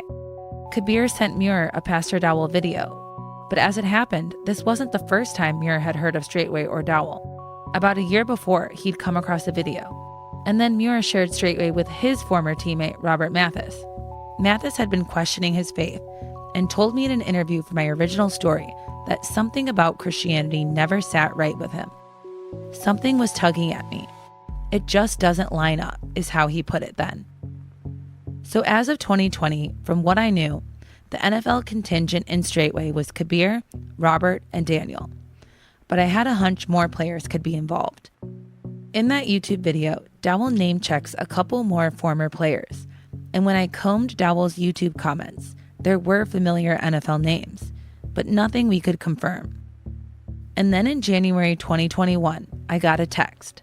Hey Kalyn, this is Christiana, the wife whose husband unfortunately has joined Kabeer's cult. After that incident at the Christmas show, after I'd reported on Straightway and Kabeer's involvement in the group in a series of articles for Sports Illustrated, I got a lot of messages from other people who'd had a brush with Straightway or knew someone who had. My inbox blew up. Some of the senders were anonymous, some stopped responding to my emails, so we had other people read their messages. I need someone to please help me. My ex-husband is taking my kids to Straightway, and I'm scared for my kids' safety. Hello. I have a grandson who started following the YouTube videos of Pastor Dowell. Fast forward to today, he's disappeared. Straightway is very strategic when it comes to their cult. Charles Dowell said publicly that I and my pastor, who was trying to help me escape my husband, should be killed. I went into hiding for a month. He was so into Pastor Dowell that he would go wherever he would be preaching. I want to see this group crumble. At the end of January 2021, I was holed up in my studio apartment, gearing up for the last weekend of NFL playoff action, when I got a text from an NFL agent. Normally we talk about the latest news around the league and jokingly critique poor coaching jobs, but this text had a much more serious tone. I got a call today from a former client's wife. She said her husband is living in KGB's compound after joining the cult. Most mind-numbing call I can remember getting as an agent. An NFL agent's job is to manage their clients' on-field football careers, but their work often extends into helping with the transition to life after football, a transition that can be really difficult for many players. But this was such a strange scenario that this agent was at a total loss. He connected me to his ex-client's wife, and she texted right away. Hey Kalyn, this is Christiana, the wife whose husband unfortunately has joined Kabeer's cult.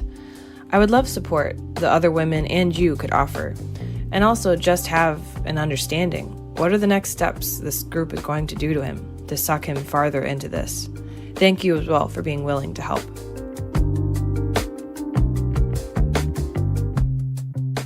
When I got that first text, I had no idea who Christiana was. I'd heard of her husband, but didn't know much about him. It took a minute to get on the phone with Christiana. We had to schedule around several calls she had lined up to help her get a restraining order against her now ex. When we did finally talk, she was warm and bubbly and open. But if you listen closely, she pulls no punches. I won't join the cult, and therefore I'm a Jezebel, seemingly, according to them. Christiana had attended a private Christian college just outside of Minneapolis. Her faith has always been important to her. I'd say, to who I am as a person, there's 3 core things that I can recognize. And, my first one, I would say, is, my desire to know the Lord and be close to him and know his word. The second one I'd say is, I have a strong sense of, integrity and justice.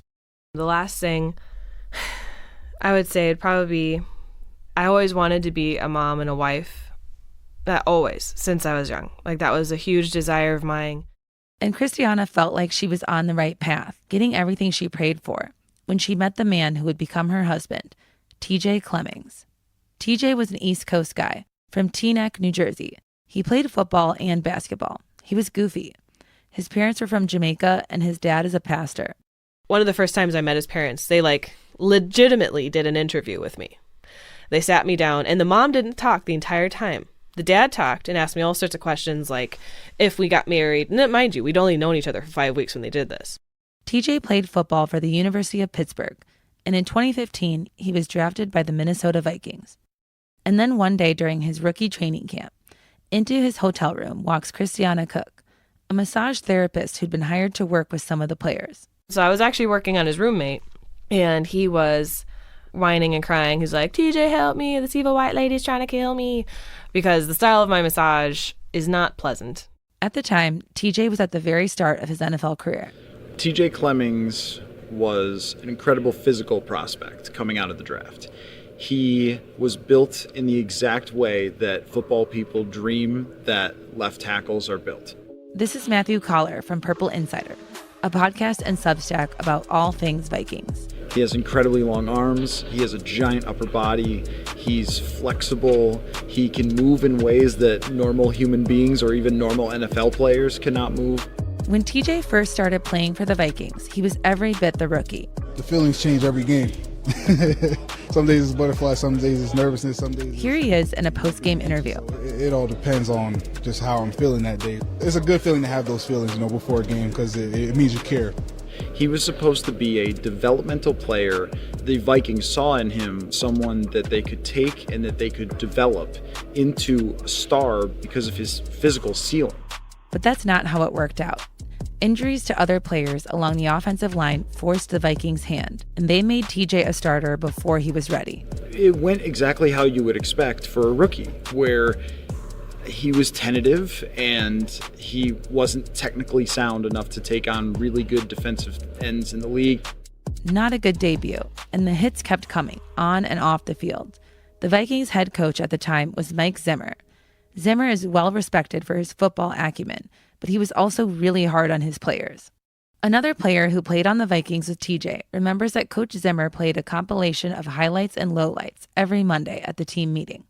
Players who didn't defend the quarterback and gave up sacks featured prominently in these video sessions, and TJ was a regular in those reels, so he became one of Coach Zimmer's favorite players to pick on. Mike Zimmer would do something to the effect of worst play of the week. And the worst play of the week was always TJ Clemmings.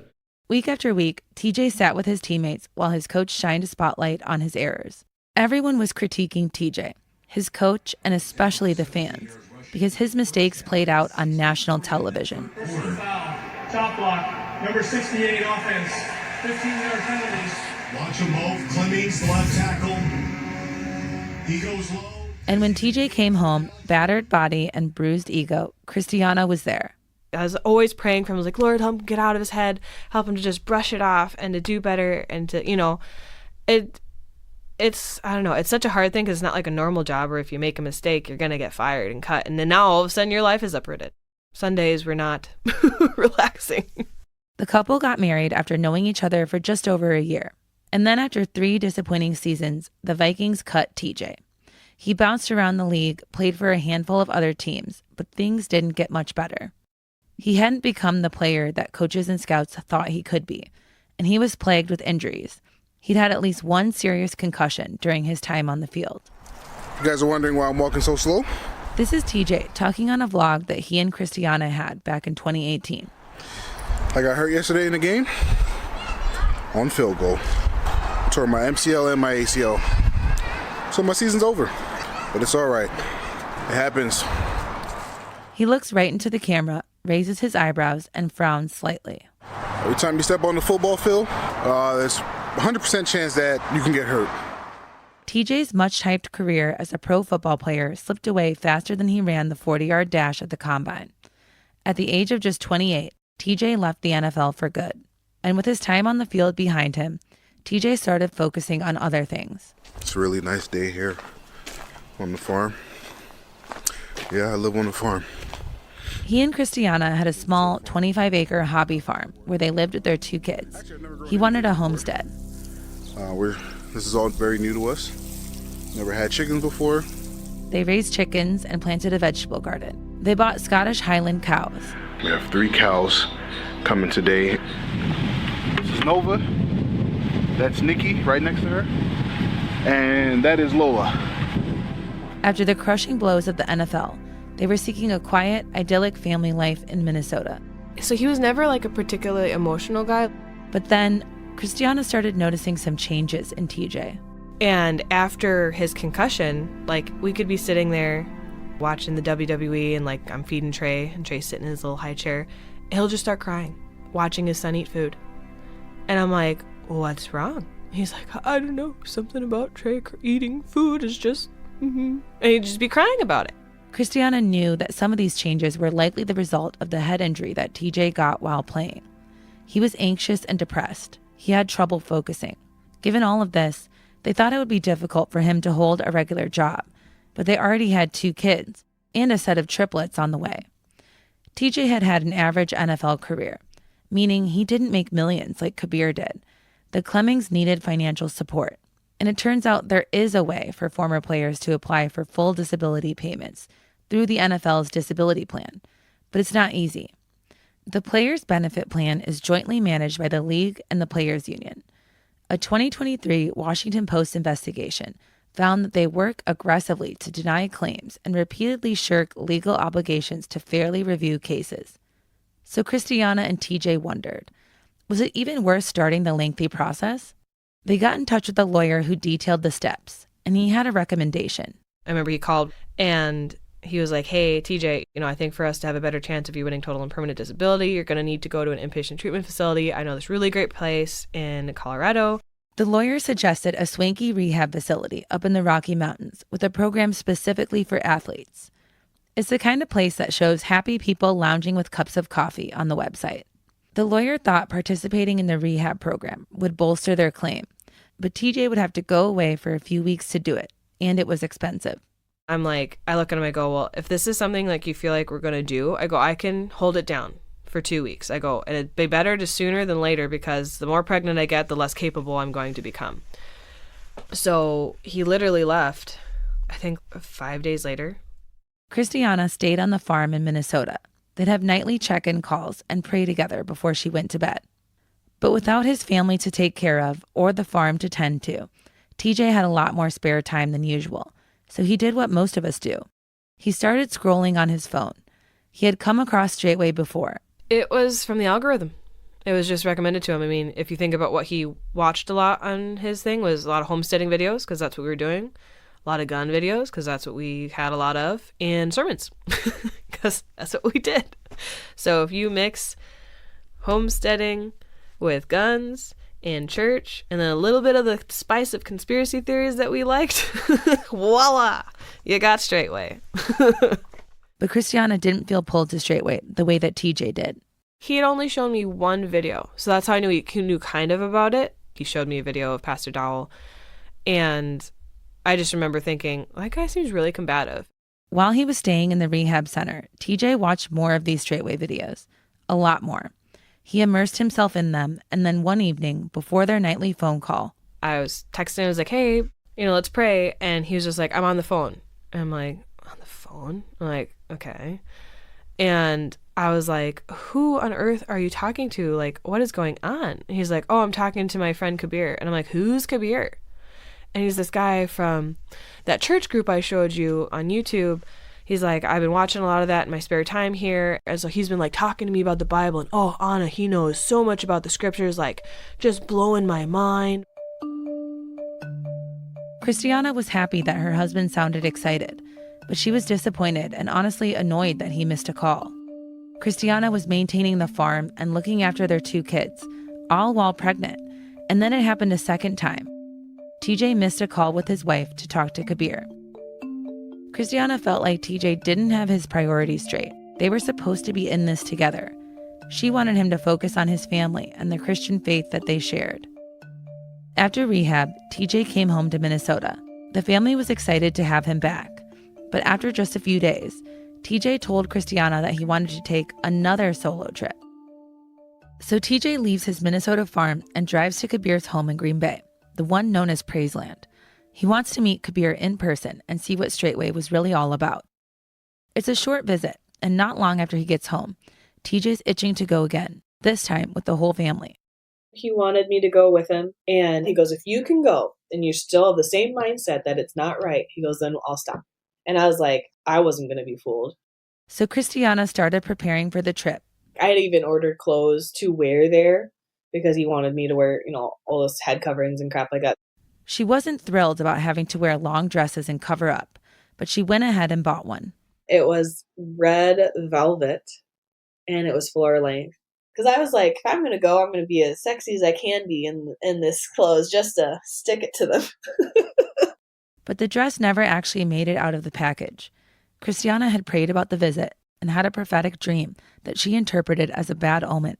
And she talked to a few people she trusted about this trip, and they told her they were worried about her safety. They thought she shouldn't go. She decided to stay back, But TJ decided, again, to go visit Kabeer anyways, leaving her home pregnant with their 2 small children.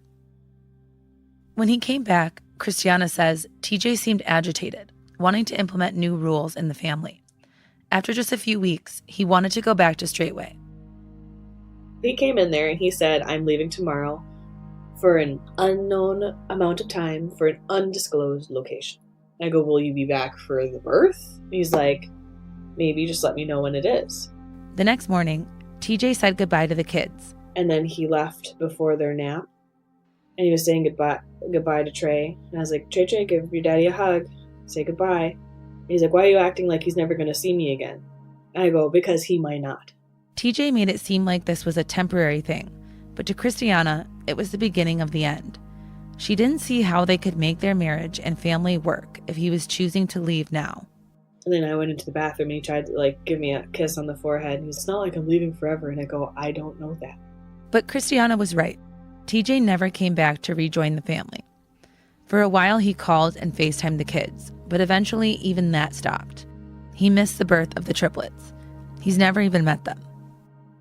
I think going to the cult brought a lot of security for him. He didn't have to worry about the food because they were already growing their own food. They were already butchering their own chickens. They were doing everything we were doing at the farm, but had more people, and also somebody else to be in charge. I think having the weight on his shoulders of, oh my goodness, I have no job. My wife, who we thought were having 1 baby, is now having 3, and the world is ending. And I think that was just a lot on him. And I think he just wanted somewhere where he could feel safe. And unfortunately, he didn't give that to the Lord. Instead, he took the hand of Dowell and what Dowell offered him. Dowell's protection. Dowell telling him who to be, what he was, how the world ran. TJ had been seeking something, and he seems to have found it. But it took him someplace his family wasn't willing to follow. And it's hard not to see the parallels with Kabeer's story. Both men found Straightway after retirement from the NFL. Both had been dedicated Christians, married to other dedicated Christians, and both left their families when they had pregnant wives. And like Eileen, Christiana filed for a divorce. She took back her maiden name and moved in with her parents. Now she's back in school. She dropped out when she got married to TJ, but she's gone back for her bachelor's and she has her sights on law school. She wrote a final paper for her psychology class titled NFL Breaks Men. In it, she details the challenges NFL players have in transitioning out of the league and the impact of the brain disease CTE. Her concluding sentence: one could say that the NFL ruins the personalities/identities of most of the men that walk their field. I have, for some reason, this image in my mind that one day he'll realize what he did. For some reason, it's dramatic. I envision him standing outside of my new house, which is nice. I'm married, and that man loves the children, and he's just out there and he's grinning. He's all oh, I ruined my life. That's what I envision. But do I actually think he'll ever leave the cult? I think that's difficult because TJ, he gave up his life for nothing. What did he gain? Nothing. So for him, he really has to convince and lie to himself all the more to make it okay to even be inside his own skull.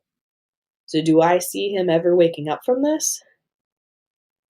On his own? No. I think if he were to, it'd be a miracle of God. TJ, Kabeer, Robert, Daniel. Life after the NFL is tough. Men go from having their days, weeks, months, and even years scheduled. Stepping away is daunting. These men are unprepared for the crush of normal life. They are not alone, and this is where Dowell thrives. When people feel overwhelmed, Dowell offers them an illusion of simplicity. Sometimes people feel useless. Dowell gives them a purpose. Sometimes people just want an out, and Straightway is definitely a way out. That's the thing about charismatic leaders. They can be whatever it is you need them to be. They can seem to offer you just whatever escape you need. If you are a strong, accomplished NFL player transitioning into retirement, a single mom, a young dad, there are always going to be a lot of lost souls out there, and Dowell knows how to find them, with a lot of help from YouTube. And in his wake, people like Christiana and Eileen wind up trying to make sense of their worlds after they have been completely turned upside down, and they're left to deal with the consequences. And more consequences were coming. Remember that Christmas program? There was another twist to this story, one strange enough for court TV. Jordan Thomas Salmi, State of Wisconsin versus Jordan Thomas Salmi. Next time on our final episode of Spiraled. I don't understand what you're saying. I don't speak your language. I only speak man to man. Have a seat, sir. I'm not, sir. Have a seat. Let it be known this day, Have a seat. for I, man Jordan Salmi, am in a state of man, now past and forward. I'm not a respondent or defendant. I'm asking you to leave. Is that an order? I'm calling court case 19 CM 1570. State of Wisconsin versus Ryan Robert Desmith. He is appearing in person without counsel. We're in Green Bay, Wisconsin. It's January 2020, and Kabeer Gbaja-Biamila's quote-unquote brothers from Straightway Truth Ministry are in court. They were arrested after they showed up armed to a Christmas pageant at Kabeer's children's school. Where 22-year-old Ryan Desmith and 24-year-old Jordan Salmi are appearing on gun possession charges. Their behavior in court is so out of the ordinary, it lands them on A&E's court cam. 3 weeks earlier, the man attended a church Christmas pageant armed with loaded semi-automatic pistols.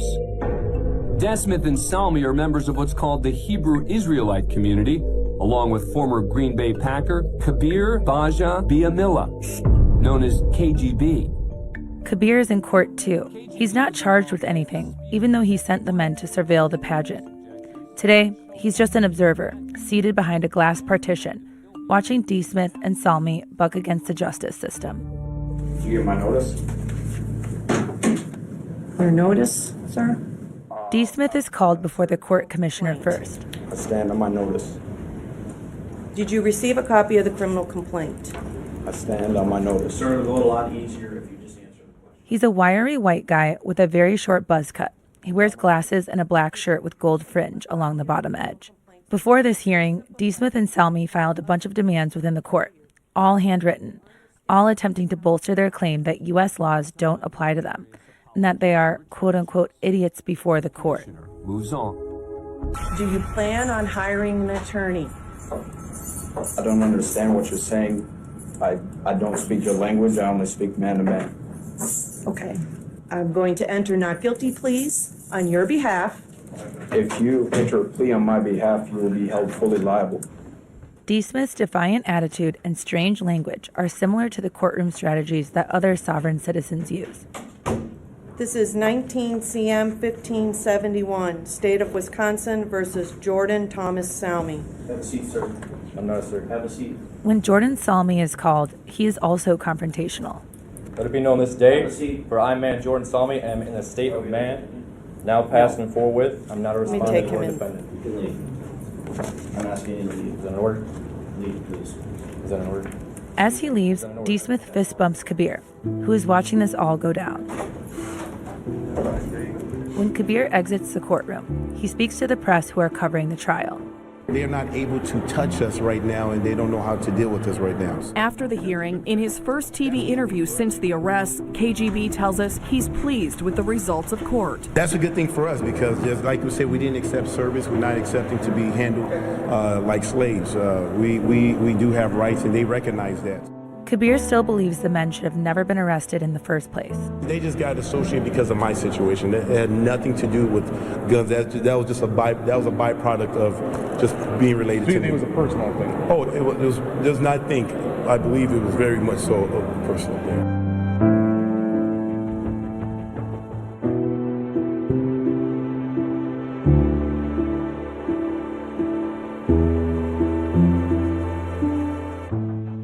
Salmi and D. Smith were ultimately sentenced to 1 year of probation for a charge of carrying a concealed weapon, and both men had to write letters of apology to the responding police officers and to the Providence Academy headmaster Ron Young. Kabeer hadn't been carrying a weapon that day and wasn't charged in connection to this case, but through his divorce proceedings, Kabeer has had similar tension with the courts due to his sovereign citizen beliefs. KGB's divorce was finalized in 2018. But in 2020, he had to go back to court to sign some additional documents. Like a lot of sovereign citizens, he represented himself. One article says he argued that his religious beliefs were above civil law. Kabeer refused to sign the documents, so the judge sentenced him to 6 months in county jail for contempt, as he later told his followers on YouTube. I was in there defending my constitutional right. You can't even find attorneys to help you on your constitutional rights. The Brown County Sheriff deputies tried unsuccessfully to get Kabeer to comply with the arrest order, and when he didn't, they tased and handcuffed him. They tasered me in the back. I got hit from behind, and it looked like I hit my head, so I got some swelling in my face and in my neck. How did it feel to watch him get tasered in court? I cried because he was crying. Eileen, Kabeer's ex, was in court that day, and she watched all this go down. Her husband of 16 years and the father of their 8 children seemed so helpless. Just a few years ago, Kabeer was thriving in NFL retirement, and now he was getting arrested and stunned in court. I had compassion, like, this man who has changed right in front of my eyes, who's always had this childlike attitude and this love, after the change and all this like tough facade, and he's still a little boy who doesn't know how to deal with things, and he's crying out. It was really sad. I felt bad for him. Felt bad. Kabeer eventually agreed to sign the document, so the contempt charge was dropped. But the resisting arrest charge stuck, and he was taken to jail. He was bonded out that same afternoon. All right, apparently the Tennessean, that's a major newspaper in the state of Tennessee, has got wind of this particular situation with Brother Kabeer. It's hard to know how Pastor Dowell feels about these moments when Straightway gets thrust into the limelight. When one of his most recognizable followers ends up on the nightly news. When Dowell and his ministry are getting attention that he can't control. Now it's amazing. All this surrounds Ryan and Jordan and Kabeer. I'm way down here in Tennessee.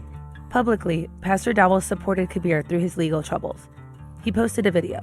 Pastor Dowell makes news for supporting former NFL player Kabeer Gbaja-Biamila. Now all of a sudden I'm thrust in the middle of all this, which I don't mind being a part of my brother, because I'm joined to the hip with my brother. It's no big deal. So Pastor Charles Dowell is not in court. But over the past few years, through Kabeer and other high-profile saints, Dowell's ideas and influence are seemingly on trial. In all of this, the almost 4 years that I've spent investigating Straightway, I've talked to over 50 people, including current and former members, their families, and friends. I want to warn people about it. That's really the short version of it. A lot of them were motivated to talk because they don't want other people to go through what they did. I figured if I can stop one person from getting everything taken from them or their lives destroyed, then I got to do something. But I've never gotten the chance to speak to Pastor Dowell. Straightway. Believe me, I've tried. Hey, my name's Kalyn. I've called. I'm a journalist working on a podcast series, so I am recording this phone call. I was hung up on. And I emailed. They never wrote back. People on our team have tried extensively. We got close, but we could never get directly to him. But I know he's paying attention because Dowell likes to talk about my reporting on YouTube. Well, Sports Illustrated, I know you're watching, and you have been watching. So now you got my attention itself. Let's see. He's attacked my looks in his videos, made fun of me and my producer. And he said the only way he would talk to me is a live recording, essentially a debate. And I'll even grant you this. I will even give you a live interview. I'll give you a live interview as long as it's recorded live. So that way you can't twist or warp and distort my words or anything like that. I like getting out in front of the open and being able to have vigorous dialogue and discussion. I wouldn't have debated him because that's not my job as a reporter. But he's right. I really wanted to talk to him. I still do. I want to hear his perspective when presented with the claims made about him. And I've never gotten the chance to. So in the end, we've learned a lot about the ministry's history, its preachings, its appeal. But there are still so many gaps. That's the thing about Straightway. Whether by Dowell's design or just a lack of records, there is still so much we don't know. Trying to figure out their legal status was difficult. They don't appear to be registered anywhere in Tennessee. They aren't registered as a for-profit or nonprofit corporation or a charity. Way back, Dowell had registered an LLC under a different church name, and Ralph Stair had registered a chapter in Tennessee too, but neither of those exist anymore. But the current version of Straightway, you can't find it anywhere. They are off the books. And that's not necessarily illegal, but it raises a lot of questions about how they are handling things financially, especially with all these donations and people turning over their life savings, properties, and businesses they own. How are they handling taxes? Consistent with the beliefs of people who claim to be sovereign citizens, Straightway members actively avoid creating government records. No birth certificates, no marriage licenses. We're not sure if they file taxes. We've got loads of property records, but they seem to beg more questions than they answer. So they're avoiding all of this, but at the same time, I talked about all of this with our producer, Buffy. If you go on to his YouTube channel and in his comments, he does want people to find him. We especially wanted to try and figure out Straightway's finances. That's one thing we do know. We know there's a lot of ways that Straightway gets donations and gets money. So if you go to youtube.com at Pastor Dowell, and it's pretty much on the bottom of every one of his videos. Oh, wait. Okay, I just clicked on one. And if you scroll to the bottom, it says, join me over on Patreon. Support me on Patreon. Gifts, offerings of support. There's the Straightway email. And then he says, use that for the PayPal donation. There's a link to his PayPal. There's a Cash App. His Cash App username is there. And there's two Cash App, because there's that Cash App Straightway Ministry 23. And then if that one doesn't work, then he's got Cash App $ Pastor Dowell. So anyone watching Dowell's videos, and we know that's a very common way for people to find Straightway, is seeing multiple ways to give to the ministry. There's the mailing address if you wanted to mail a check. He also has a Patreon account, which is a platform for creators that allows you to charge people to subscribe for your content. And on his Patreon, there's 6 different tiers of membership levels. So they're titled Glory, Faith, Praise, Honor, Shalom, and Power. And it goes from $1 a month up to $100 a month. I did pay to research it for about a month because I wanted to see what he was posting there. I was curious. Honestly, I didn't really see a big difference between what's on his YouTube page and what is on his Patreon. At the time of recording, we can see that Dowell has 212,000 subscribers on his YouTube and 1,500 patrons on Patreon. But we don't know how much money people are sending in. Do we know if those donations go straight to Dowell or do they go to the church? And who decides how they spend the money? We don't know where the money goes. Those online donations' ultimate use, that's another mystery. Straightway has also dabbled in MLMs. At one point, the ministry was selling its own beauty products. So there are multiple revenue streams, including the money that members have to give up to Dowell when they move onto a Straightway property.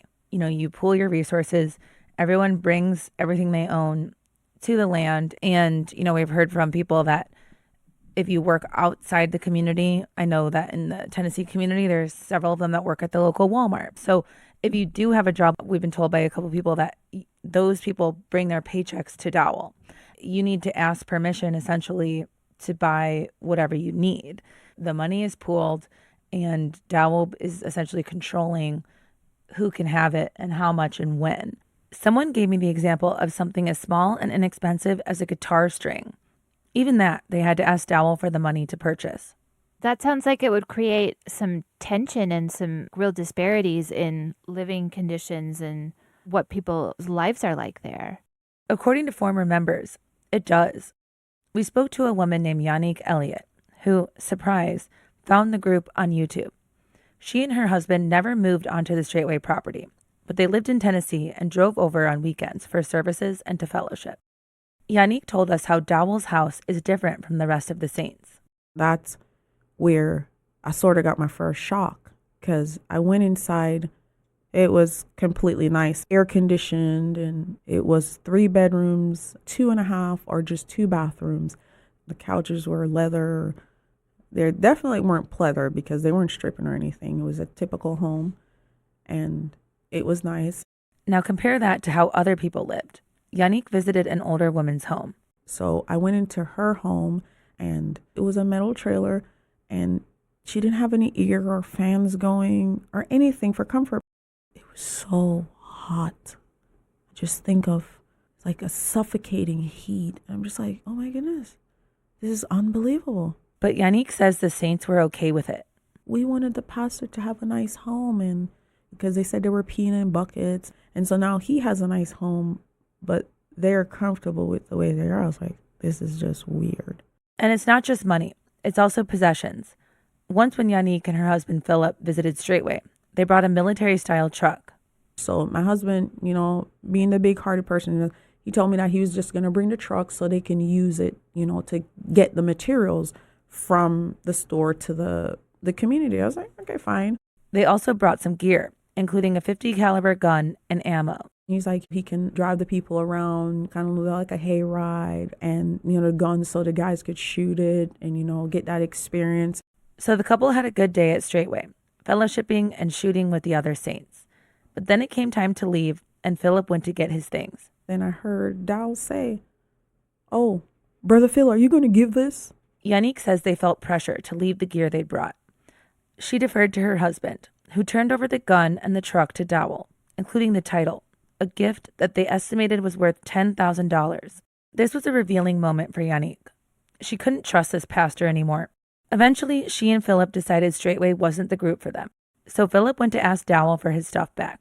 Yannick says Dowell told him, "If I want the stuff back, I need to bring the police, the FBI, the CIA, if I want it back." Did you ever get that truck back? No, not the truck, not the guns, not the ammo, nothing. He kept it all.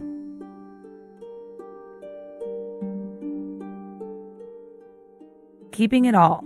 This is an underlying theme in the way Dowell and Straightway operate. We heard from multiple people that they or their family didn't get their money back when they left the fellowship. It all made us wonder. You've got these NFL players coming in, and we know that Mathis and Kabeer made millions in their careers. Did they have to give up all of their money? That was something we know that Kabeer's ex-wife Eileen and TJ's now ex-wife Christiana were really nervous about, because they obviously still had families, they had their children, and they wanted to make sure that they weren't going to lose their money with their husband to this group that they weren't even joining or being a part of. And the short answer is no, Kabeer didn't have to give up all of his money. And we know that because Rufus Caldwell, who was an elder at Straightway, talks about whether the NFL players had to turn over their money. The requirement is the same for all of us. If you want to be a true disciple and a follower of the Most High Yah, we all required to give all. So these millionaires, every single one of them that you see that's part of us, they all are willing to give all. But here's the thing. Pastor Dowell, he told Kabeer, I ain't never managed that kind of money, even though you want to give it. So what I say to you is, you keep it and manage it, because you'll do a better job of managing it than I will. But was he willing to turn it over? Absolutely. He don't get a pass just because he's got millions. Kabeer runs his own Straightway satellite. That could be part of why he's not expected to give everything up. When I spoke to Kabeer in 2020, this was a topic that he was vague about. He said he gives money to Dowell, but he didn't say how much, and he wouldn't even tell me how many people were living on his property in Green Bay. And it's not clear if the people living there are expected to turn over their money to Kabeer. One of the things that I was told that might be wise for me to do, given that what cults do, they go after all your means. After TJ Clemmings left his wife Christiana, she was worried about exactly this. She tried to protect a portion of her financial assets from TJ and Straightway. One of my friends was like, I think you should move some of the money from the account in case he tries to give everything to them. At this point, they still shared a bank account, even though their marriage was in trouble. Christiana felt like it was a big step to withdraw some of their joint funds, and she tried to come up with an alternative way to protect herself financially, like freezing the account or no large wire transfers without both people signing off. There was nothing. There was no way. So I moved, literally, I calculated it down to the dollar, just 1/3. I didn't do a half because I thought if I do a half to explain to him my reasoning why, he won't believe me and think I'm trying to divorce him. I was like, so I'll move 1/3 so that he realizes I am just trying to create a safety net in case these people convince him to do this. Christiana transferred 1/3 of their joint money into her own account, about $45,000. One night, TJ called and she was honest about what she'd done. He was super angry. The next day, I tried calling my fiduciary to figure out another way, just to try again to see if there was a way to put the money back without him giving everything to them. And while I was talking to Sean was like, "Oh, all your money's gone. It's all gone." And I was like, where'd it go? Just as she'd feared, TJ had moved a lot of the rest of their money, nearly $100,000. I was like, "Can you see where the wire went?" And so he looked it up, and it went to his Servants Foundation, Green Bay, Wisconsin. And I was like, nice. Lovely. I use sarcasm to give myself comedic relief in the tumultuous times of life. He moved the money to his Servants Foundation, which is based in Green Bay, and according to our research, affiliated with Kabeer. So we're left with a big list of unknowns. But what we do know is that life on the other side of Straightway's baptismal creek is tough, and leaving that community can sometimes be harder than staying. As we got toward the end of our reporting, in summer 2023, Straightway posted yet another video, this time not starring Pastor Dowell. It starts with a black screen and white text that reads, "Straightway, 25 years, a man, a vision, a legacy." Then photos start fading into view of Straightway's Tennessee property, starting with its creation in 1998. It's an anniversary video. Straightway's been around for 25 years. The photos show brightly colored buildings, and the saints building a dining hall in the tabernacle, and services being led with a guitar down by the creek. The comments on the video are full of praise for all that Dowell has accomplished. But people who've left the ministry have a very different take on its legacy. Most of the people I interviewed were willing to talk because they're not in Straightway anymore. Leaving was hard. To do so, they gave up a community, a shared faith, and sometimes a lot of money. And even after leaving, their time in the ministry still impacts their lives. My source, who I told you about in episode 4, remember I spoke to her for my original story in 2020. After she left Straightway, Tennessee, she faced a long period of trying to adapt to the real world. She suffered really bad anxiety. There were huge gaps in my source's education. When she was 15, she said she was at a 4th grade level in everything. My source says her sister struggled with depression right after they left, but is doing good and in school now. But their mom had a harder time adjusting to life without the Straightway schedule. She shut down and locked herself in her room. This frustrated my source. She wanted her mom to make the most of their new situation. In episode 4, you heard about my source's little sister who was born at Straightway. Because of the ministry's beliefs about government records, she had no birth certificate, no record of her legal existence. And my source's mom told me in 2020, several years after leaving, that she was still struggling to create one. These days, my source is making plans for the future. She has a job, a house, and a car. She'd like to go back to school, but with work and being a mom, it's hard for her to fit it all in. I'm still to this day hypervigilant. I'm constantly analyzing people to see what their mood is, how they're going to treat me, Michael Burkow, who we heard from in episode 3, has been living with the impact of the Overcomer and Straightway for years. It creeps up when he's not expecting it. I think there's some PTSD stuff from it, to be honest. I have such anxiety and depression that it's hard for me to function. I have a job, I have a life, I have a partner, but I'm still trucking. So there you have it. Are you surprised Straightway has been around for now, 20 plus years? Yes. I am very surprised. I mean, I guess I shouldn't be. I am surprised when I go onto YouTube and I see that his videos have 200 comments on them or whatever. That surprises me.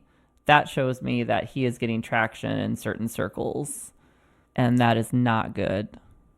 That's gonna ruin a lot of people's lives. They are definitely a cult. I think that they tick all the boxes for what one would consider a cult. We were careful not to use the word cult when talking about Straightway in this podcast, because the word can mean different things to different people. The line between a cult and a religious movement is a thin one.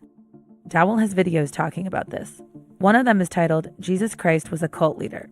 And Kabeer posted his own video, asking Packers fans if Packers fandom is a cult, because he thinks it is. So we didn't want to classify this group ourselves without having personally visited or spent time there.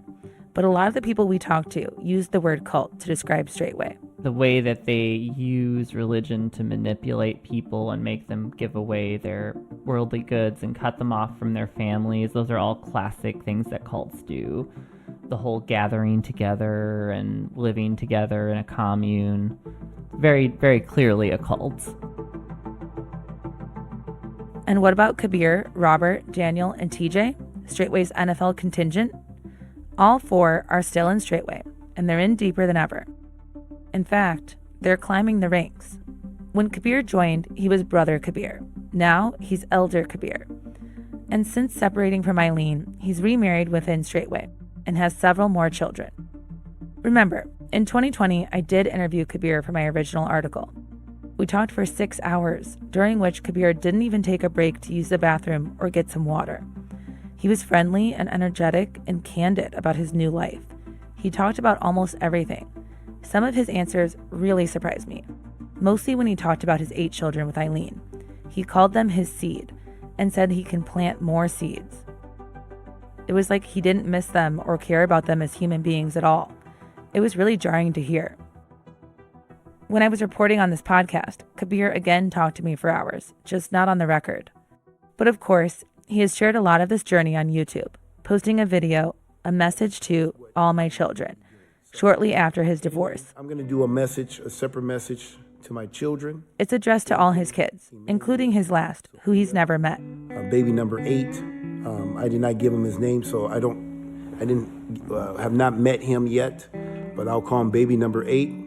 I just want you guys to know I did the very best I could to lead this family, to lead your mother and you children in Yah's everlasting way. That was my heart. It's still my heart today. But unfortunately, turn of events, your mom bit the fruit. Kabeer appears to be at peace with his decision to fully commit to Straightway and leave his first family behind. And Yah told me that he would test me to see if I truly love him. I believe I passed the test. I've shown him that I love him more than I love my wife, my children, my mother, my father, my brother, my sister, my friends. I love him. It's clear. It's clear. I fear. And when I did my interview with Kabeer in July of 2020, he told me he'd already married again, and he had another son. He says he wants to have 94 children, a nod to his jersey number, and he knows he needs more than one woman to achieve that goal.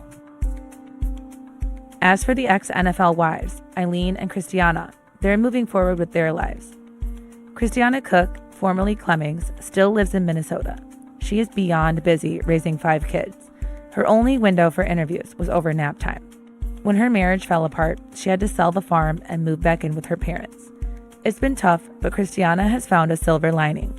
They have the heritage of growing up with their grandparents and their uncle, so they miss out on a father, but I feel like what they got in return is like a lot better in reality, because I don't think he just had the amount of love to give that they would have needed.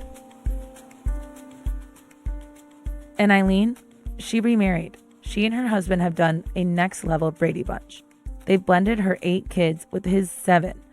That's 15 kids. When we interviewed her, she was wearing a t-shirt with a motto that sums up her past few years. Can you read it for us? Okay.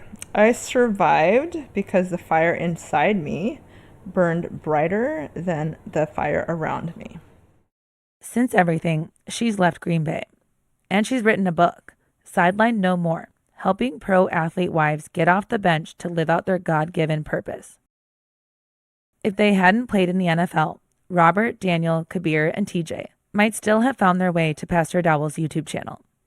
Some of them might still have left their first wives and children behind for a different life. We'll never know. But conversations with former NFL players reinforce the difficulties of leaving the league. Going from this highly structured, all-encompassing NFL experience to a sudden end that's often out of players' control. That vanished career can create a void that the players need to fill with something equally meaningful. One player told me in the aftermath, these men can be left in a fragile state with hurt egos, and that can leave them vulnerable to people who want to take advantage of them. Some might say that these former players who joined Straightway have spiraled, but they might say, for the first time, they're grounded. Now the narrative of, man, TJ's gone crazy. He's lost his mind. He's joined a cult. Here's TJ Clemmings again from his own YouTube video, in which he addresses people who think he's abandoned his family. It is crazy. The moment you start actually trying to, let me just try with the smallest thing. Let me try actually start doing what this Bible says to do. Now you're in a cult. I'm wide awake. I got to get this out. I got to save these other men. Dudes in the league. If you in the league, you hit me up. You do not have to sit here and suffer as men, trying to sit here and bow down and worship and please and do all this stuff for these women. So I'm at 35 minutes, 5 minutes over. That's it. Bless y'all. Shalom, shalom. And I will see y'all again soon. Kabeer, Robert, Daniel, and TJ chose to follow Pastor Dowell for a post-football life that works for them. In another video called From NFL to Servant, the 4 players talk about their choice directly. Here's Kabeer. And we see people, our peers, we've seen celebrities make money, and they're unhappy. They're some of the most unhappiest people in the world. When you come to this land, to the straightway, you see people that are happy, truly have a peace that passes all understanding. And us who's been in that world would tell you in a heartbeat, this is this place to be. But on the outside, it looks like, they don't got all the, the amenities and all this stuff. But when you come here and you're around the people, it's contagious. I know one thing. I'll be checking in on Straightway and Kabeer because I don't think we've heard the last of this group. As Kabeer put it, it's contagious.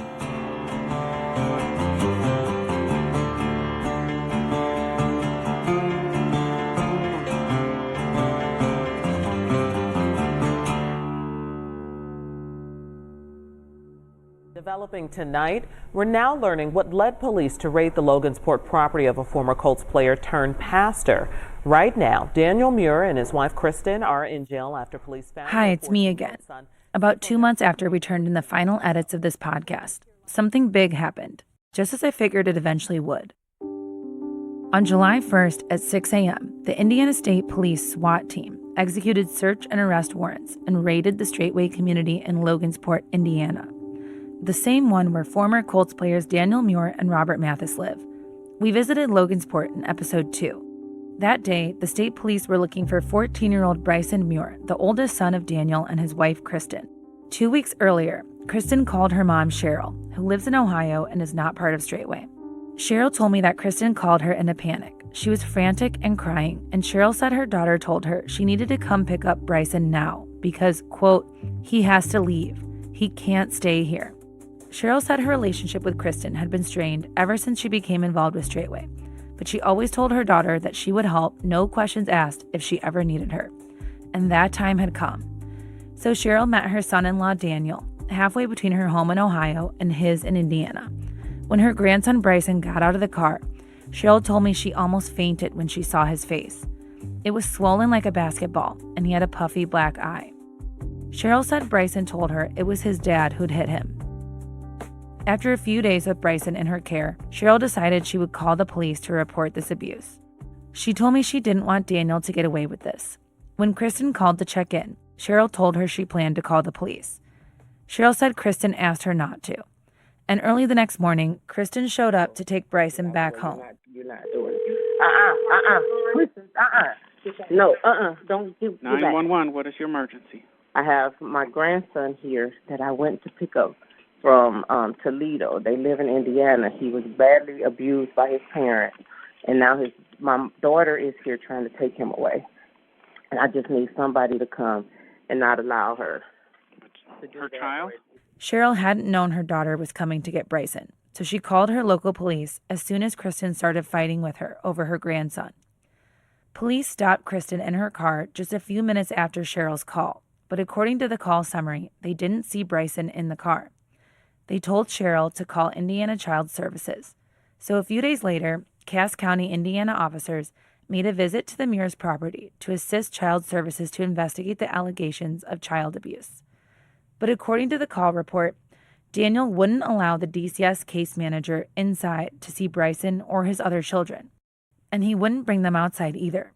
According to the report, Daniel told the officer and case manager that he and his family have been harassed since they bought the property and that they have done nothing wrong. A week later, Indiana State Police issued a public release that said the Muirs agreed to meet with them at the station and to bring Bryson. But an hour before the appointment, the Muirs backed out. So on that same day, 10 days after Bryson was last seen, the state police issued a silver alert to notify the public of his disappearance.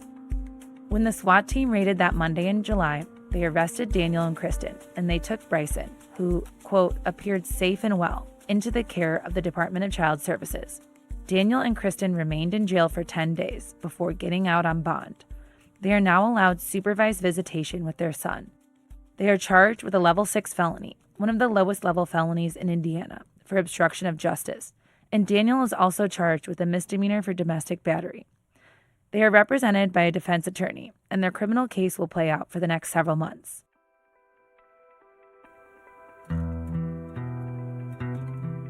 In the 4 years I've been reporting about Straightway Truth Ministry, this is the first time law enforcement has had cause to enter and search one of their communities. In addition to arresting the Muirs that day, law enforcement also questioned other members of the community. Because the investigation is ongoing, the search warrant is confidential and can't be released to the public. And so is the incident report that would tell us what happened and what was discovered during the raid. I recently visited the Cass County Courthouse in person and spoke to the prosecutor on the case. He was a very nice man, and he appreciated my curiosity, but he wouldn't give up any extra information. What you do in your lane can really muck up what I do in my lane, he told me. So I'm left wondering if the raid to make sure Bryson Muir was safe might become something even bigger. What did officers find on the property? Who else did they question? What did they learn? We sent an extensive list of questions to Kabeer Gbaja-Biamila and TJ Clemmings to get their responses. We never heard back. Despite posting multiple YouTube videos acknowledging Sports Illustrated was reporting a story on his ministry, Dowell did not respond to requests for comment made via phone through intermediaries at the Lafayette, Tennessee compound and through Gbaja-Biamila and via email. The email included a list of the accusations detailed in this series. We reached out to Lisa Harbin, no response. We couldn't find a way to contact Jordan West directly, and Jordan's parents declined to comment. Our gratitude goes out to all the people we interviewed whose stories we did not have time to feature in this series. There just wasn't enough time and space to include everyone. But all of our interviews and conversations helped shape everything you've heard. Thank you for your time.